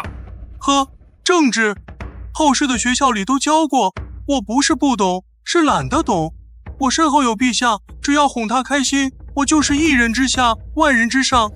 想那么多做什么？智慧就智慧，把你的臭脚离我远一点。哎呦，你又点穴！妈的，等老子学会了轻功，非得学点穴戳死你不可！行了，说正事，陛下不动手是他的考量，但这口气我憋不住，我要让赵武的侯府鸡犬不宁。就靠你那些天地会的下九流，别小瞧下九流。对了，扶苏最近怎么样？变了，不再温文尔雅，时不时还会爆出口。那很好啊，走去看看咱们太子的蜕变。马车停在原野狼帮县天地会总舵的院外，你刚下车就被自家看门的小弟拦住了去路。这一幕把旁边的黑强逗乐了。堂堂总舵主被拒之门外，这天地会还真是有趣。你对上了切口，直到灰狼听见动静，骂骂咧咧地跑出来，那张脸瞬间笑成了一朵菊花，又是赔罪又是呵斥守孝。你却大度地拍了拍那个尽职小弟的肩膀。这收买人心的手段让周围的小喽啰们羡慕不已。你带着黑色径直走向内堂，还没进门就听见屋里传来一阵愤怒的咆哮，那是扶苏的声音，不再是那个唯唯诺诺的长公子，而是一个真正的帮派大佬。还没有找到那群人吗？一群废物！整个咸阳的帮派都是我们的人，连一群孩子都找不到。副舵主，会不会那些人身后有权贵帮忙？要不然我们不会一点消息都没有。给我找！什么权贵？只要找到了那些孩子的踪迹，我亲自带人上门。这件事不用问总舵主，他不在，我就是老大。你推门而入，迎面撞上的是扶苏压抑不住的怒火和灰狼沉重的汇报。这不仅是帮派斗争，这是一场触目惊心的采生折割。挖眼断腿，数百名孩子被圈养为乞讨工具，而那个幕后黑手操着楚地口音，甚至可能为了销毁证据，将孩子们全部灭口。你意识到时间紧迫，必须立刻撬开那个叫野猪的帮主的嘴。当你带着人杀进地牢时，却看到了一场荒诞的闹剧。那个满身肥肉的野猪正在鞭刑下哼哼唧唧，甚至一脸享受。这种滚刀肉显然对物理伤害免疫。你叫停了愚蠢的殴打，命人就在地牢中央搭起一个绝对密封的木质小黑屋。黑愤上前急指点出，刚才还叫嚣的野猪瞬间瘫软如泥，像一滩烂肉般被拖到了黑屋门口。你们对我做了什么？为什么我动不了了？把他扔进去，记住，一丝光亮都不能透，把他给我封死在里面。总舵主，这几块木板也算10大酷刑，这也太便宜他了吧？便宜？等3天后再把他放出来。记住，这3天无论里面发出什么惨叫，谁都不许开门。3天后就能招了。3天后他会把小时候尿床的事都告诉你。行了，别废话，灰狼你过来，我有件大事要你去办。总舵主请吩咐，灰狼愿为您赴汤蹈火。少贫嘴，过来听好了。随着小黑屋的最后一丝缝隙被封死，无尽的黑暗与死寂将开始吞噬野猪的理智。你没有理会众人怀疑的目光，因为你清楚，在感官剥夺面前，没有人能撑得住。你把灰狼叫到身边，一场针对那个神秘楚地势力的疯狂反击即将在你的低语中拉开帷幕。你的一番话让灰狼的眼珠子都快瞪出来了，连旁边的扶苏都忍不住嘴角抽搐。这招太损了，损到让人怀疑人生。黑芬意味深长地看着你，心里给你贴了个疯狗的标签。只要得罪了你，不管确不确定，先咬一口再说。灰狼觉得自己要是真干了这事儿，离死也就不远了。毕竟那可是大秦军功爵位最高的彻侯。听没听清楚？总舵主，您确定那可是彻侯啊？左卫侯就算了，彻侯真的惹得起吗？怕个屁！天塌下来有我和苏副舵主顶着，你去不去？不去，我让义那帮毛孩子去了。别，我去，我干。可是总舵主真不会有事。放心，死不了。去战堂领10个兄弟保护你们。这种脏活你们不是最熟吗？熟是熟，可对象不一样啊。这一夜，咸阳宵禁，街道空荡，除了巡逻士兵，就剩下一行推着生化武器的鬼祟身影。灰狼鼻子上绑着厚布，依然挡不住那股直冲天灵盖的恶臭。那是你特意调制的配方，石油混合陈年夜香。这不仅能烧，还能臭死人。灰狼哆哆嗦嗦地站在那座巍峨的彻侯府邸前，腿肚子都在转筋。身后那10个战堂壮汉给了他最后一点底气。既然上了贼船，那就干不好。都到这儿了，还能咋办？干！大哥，你腿抖伐？要你管！给我上！几个陶罐被狠狠砸向府门，火折子扔进粘稠的液体中，瞬间爆燃。紧接着，几大车不可描述的污秽之物被泼洒进火海，恶臭伴随着黑烟冲天而起。赵武的府邸瞬间变成了露天茅厕，灰狼一帮人扔完就跑，溜得比兔子还快，只留下府内一片慌乱和此起彼伏的干呕声。走水了，快来人啊！哦，这什么味儿啊？怎么回事？什么味道？侯爷，这火用水浇不灭，只能用土掩，而且那火里好像被人混了夜香。混账！一定是有人故意的。傅侯，会不会是何其？还用你说？告诉我，上次刺杀何其是不是你们干的？是，不过我们只是透了消息给反贼，没亲自动手，尾巴都扫干净了，查不到我们头上的。糊涂！那个何其就是条疯狗，他根本不需要证据，谁惹他就咬谁。昨晚这火就是他在宣战。折腾了一整夜，火是灭了，可那股渗入地砖的臭味却怎么也洗不掉。赵武坐在正堂，脸色比锅底还黑。他知道这还没完，以你那睚眦必报的性格，昨晚的屎尿火攻只是开胃菜。他下令严防死守，等着抓你的现行。但他不知道的是，你正在家里呼呼大睡，养精蓄锐，准备看今天的好戏。今天在府门埋伏一队人手，何其这种小人绝不会只来一次。等抓住了他的人，我看他怎么办。诺。你站在武彻侯府的大门前，看着眼前崭新的门楣，发出了啧啧的嘲讽声。这扇门前几天才被你的手下烧成黑炭，没想到这位老侯爷财大气粗，转眼就修得焕然一新。你黑着脸的护卫黑区，觉得你盯着人家木头看很丢人。更丢人的是，你竟然打算空着手去拜访这位权倾朝野的彻侯。面对质疑，你大言不惭地表示，老子能来就是给他面子。随后大摇大摆地跨过了门槛，走进正堂。那位赵武老侯爷正阴沉着脸等你，你毫不客气地一屁股坐下，甚至嫌弃府里上茶太慢。这是一场没有硝烟的博弈，你手里握着被刺杀的把柄，而对方手里握着足以捏死你的权势。你不仅仅是来叙旧的，你是来宣战的。老侯爷风采依旧啊！你来我这里做什么？这怎么连盏水都没有？这就是侯府的待客之道。何少府请。水就不喝了。2天前我被刺杀的事，侯爷听说了吧？现场留下的可是军中强弩。你怀疑老夫？军中强弩皆有编号，每夜查验，缺一不可。难道那些弩上有编号？不知道，东西被陛下拿走了。既然侯爷说不知道，那我就告辞了。对了，我进来时发现这府里怎么有一股怪味？胡言乱语，哪有什么味道？是吗？可能是我闻错了吧。不过这味道真像那种藏污纳垢的地方才会有的。侯爷不用送了，告辞。你扔下那句藏污纳垢的羞辱后扬长而去，留下一脸杀意的赵武和他那快被捏碎的龙头拐杖。但你的报复才刚刚开始。当晚，灰狼带着天地会的兄弟推着几辆并不起眼的板车出现在侯府外。这群流氓执行了你的骚扰战术，先在后门放火制造混乱，引开守卫，然后趁虚而入，对着刚刚修好的正门又是一顿火罐摔夜香的混合双打。那股令人作呕的恶臭伴随着火光再次笼罩侯府。赵奴气得发疯，第3晚布下天罗地网等你，可你却玩起了心理战，按兵不动，让他们在寒风中白白守了一夜。直到第4天，侯府的人精神衰弱，而你却神清气爽地带着黑色回到了那个令人闻风丧胆的地方——小黑屋。今天是野猪出笼的日子。这3天里面什么情况？老大，这屋子太邪门了。刚开始野猪还骂骂咧咧，半天后就是撕心裂肺的惨叫，喊了一整天，后面没声了，偶尔哼哼2声，听着像是在受凌迟一样。哈哈，这就是心理战的魅力。打开它，让我们看看这位硬骨头的帮主嘴还硬不硬。小黑屋的木门刚被拉开，一股令人作呕的恶臭瞬间如毒气般炸裂，熏得你捂着鼻子连退数步。这哪里是人的味道，分明是精神崩溃后的腐朽气息。手下们面面相觑，不敢上前，只有那个叫狗儿的小弟咬牙冲进去，一边干呕一边将已经瘫软如泥的野猪拖出，几桶冷水浇下，洗刷着污秽。你强忍恶心凑近观察，发现这位昔日的黑道大哥瞳孔涣散，气若游丝。那个所谓的小黑屋已经彻底摧毁了他的心理防线。黑芬上前一指点下，剧痛让野猪瞬间回魂，他惊恐地弹坐而起，眼神里只剩下对你无尽的畏惧。审讯的时机到了。清醒了，说说吧，是谁指使你控制那些乞儿的？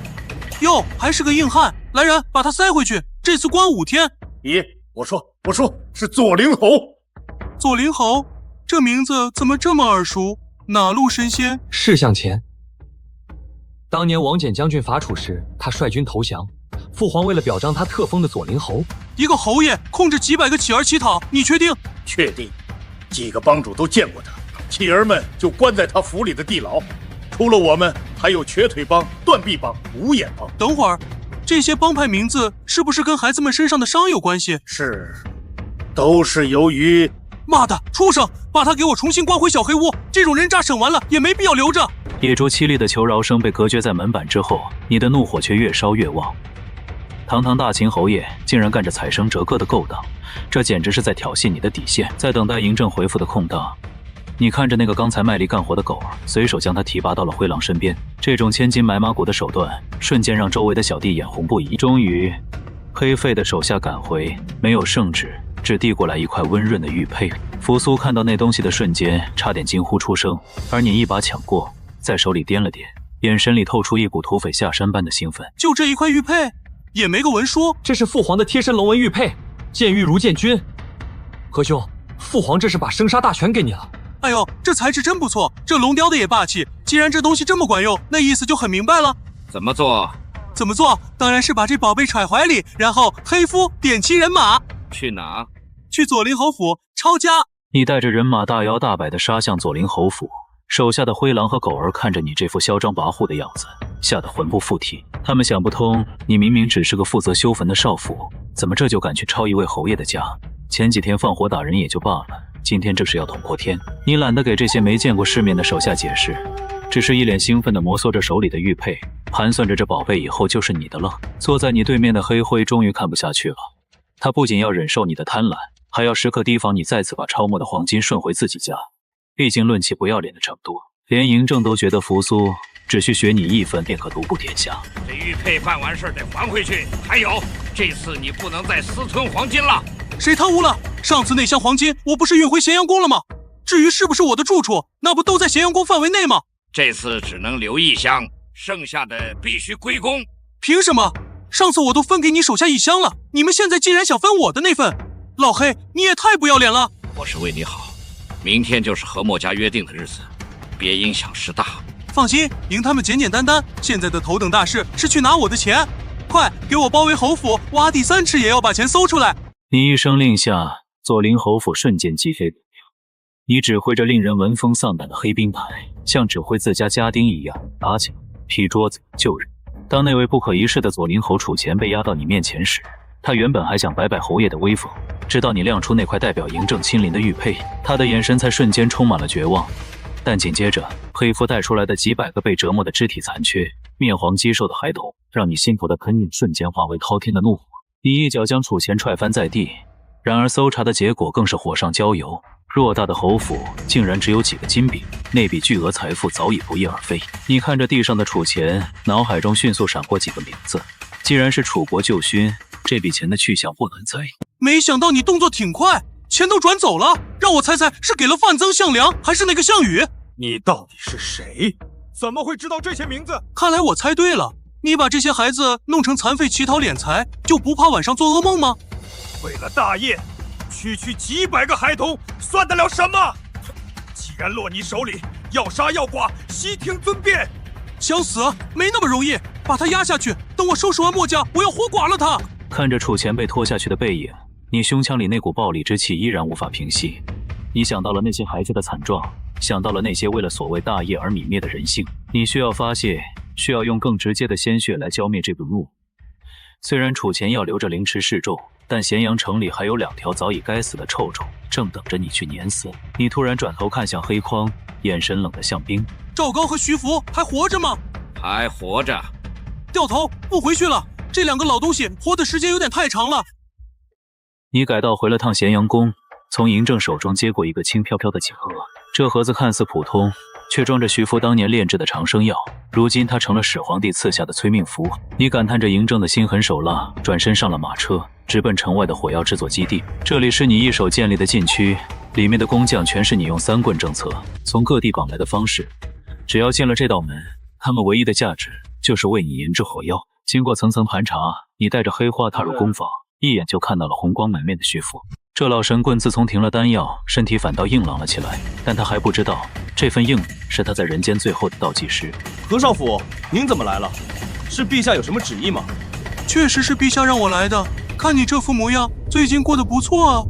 托少府的福，自从停了那些丹药，身体确实恢复了不少。你也知道那些丹药吃不得，小人当初也是愚钝，陛下恕罪，陛下恕罪。陛下没来，但他让我给你带了份礼物，还有蒙武赵高人呢，在后面干活呢。少主放心，这些方式现在都是熟手了。火药产量很稳，就是人手还嫌不够。剩下的那些方式早就吓得不敢露头了，人手的事以后再说。去把赵高带过来，这礼物也有他的一份。不一会儿，赵高被拖了上来，一见你便如丧家之犬般跪地求饶。你面无表情地将那个锦盒放在地上，示意二人打开。当锦盒开启的瞬间，那几颗熟悉的丹药映入眼帘。赵高吓得脸色惨白，瘫软在地。徐福更是双眼无神，瞬间明白了所有。他们终于意识到，你之所以留他们活到现在，不过是为了让他们教会其他人制作火药。如今技术传承完毕，作为师傅的他们也就失去了存在的价值。饶命！何少府饶命！老奴对陛下忠心耿耿，求少府开恩啊！赵高，既然知道我的来历，你就该明白，你死的一点都不冤。原来如此啊！你抓我们炼火药，就是为了等这一天。你一开始就没打算放过我们，是不是？还挺聪明，能让你们苟活这么久，已经是天大的恩赐了。你是个魔鬼，你是魔鬼！多谢夸奖，只要别说我是好人就行，请吧。这丹药，当初还是我的得意之作，要在吉日服下，没想到今日。还在等什么？难道要我喂你们？大人饶命！来人，帮赵大人一把，塞进去。徐福绝望地抓起一把丹药吞下，而赵高则被士兵强行塞满一嘴。你冷眼看着两人捂着肚子在地上蜷缩翻滚，嬴政显然在丹药里加了比重金属更猛烈的佐料。没过多久，这两位大秦曾经的风云人物便没了动静。看着两具尸体，你并没有转身离开，而是展现出了让黑凤都感到头皮发麻的谨慎。毕竟在你受过的后世教育，补刀是反派死于话多的唯一解药。来人，照着心脏补一剑，把头砍下来。这人都已经死了，万一假死怎么办？照我说的做，砍完之后尸体烧成灰，然后再下葬。慢着，他们两个在世上还有亲人吗？赵高早已家破人亡，徐福乃方外之人，并未听说有家眷。那就好，省得我再造杀孽去斩草除根了。阿弥陀佛。哎，走吧，回去。明天还要跟墨家比试，我得去看看东西准备的怎么样了。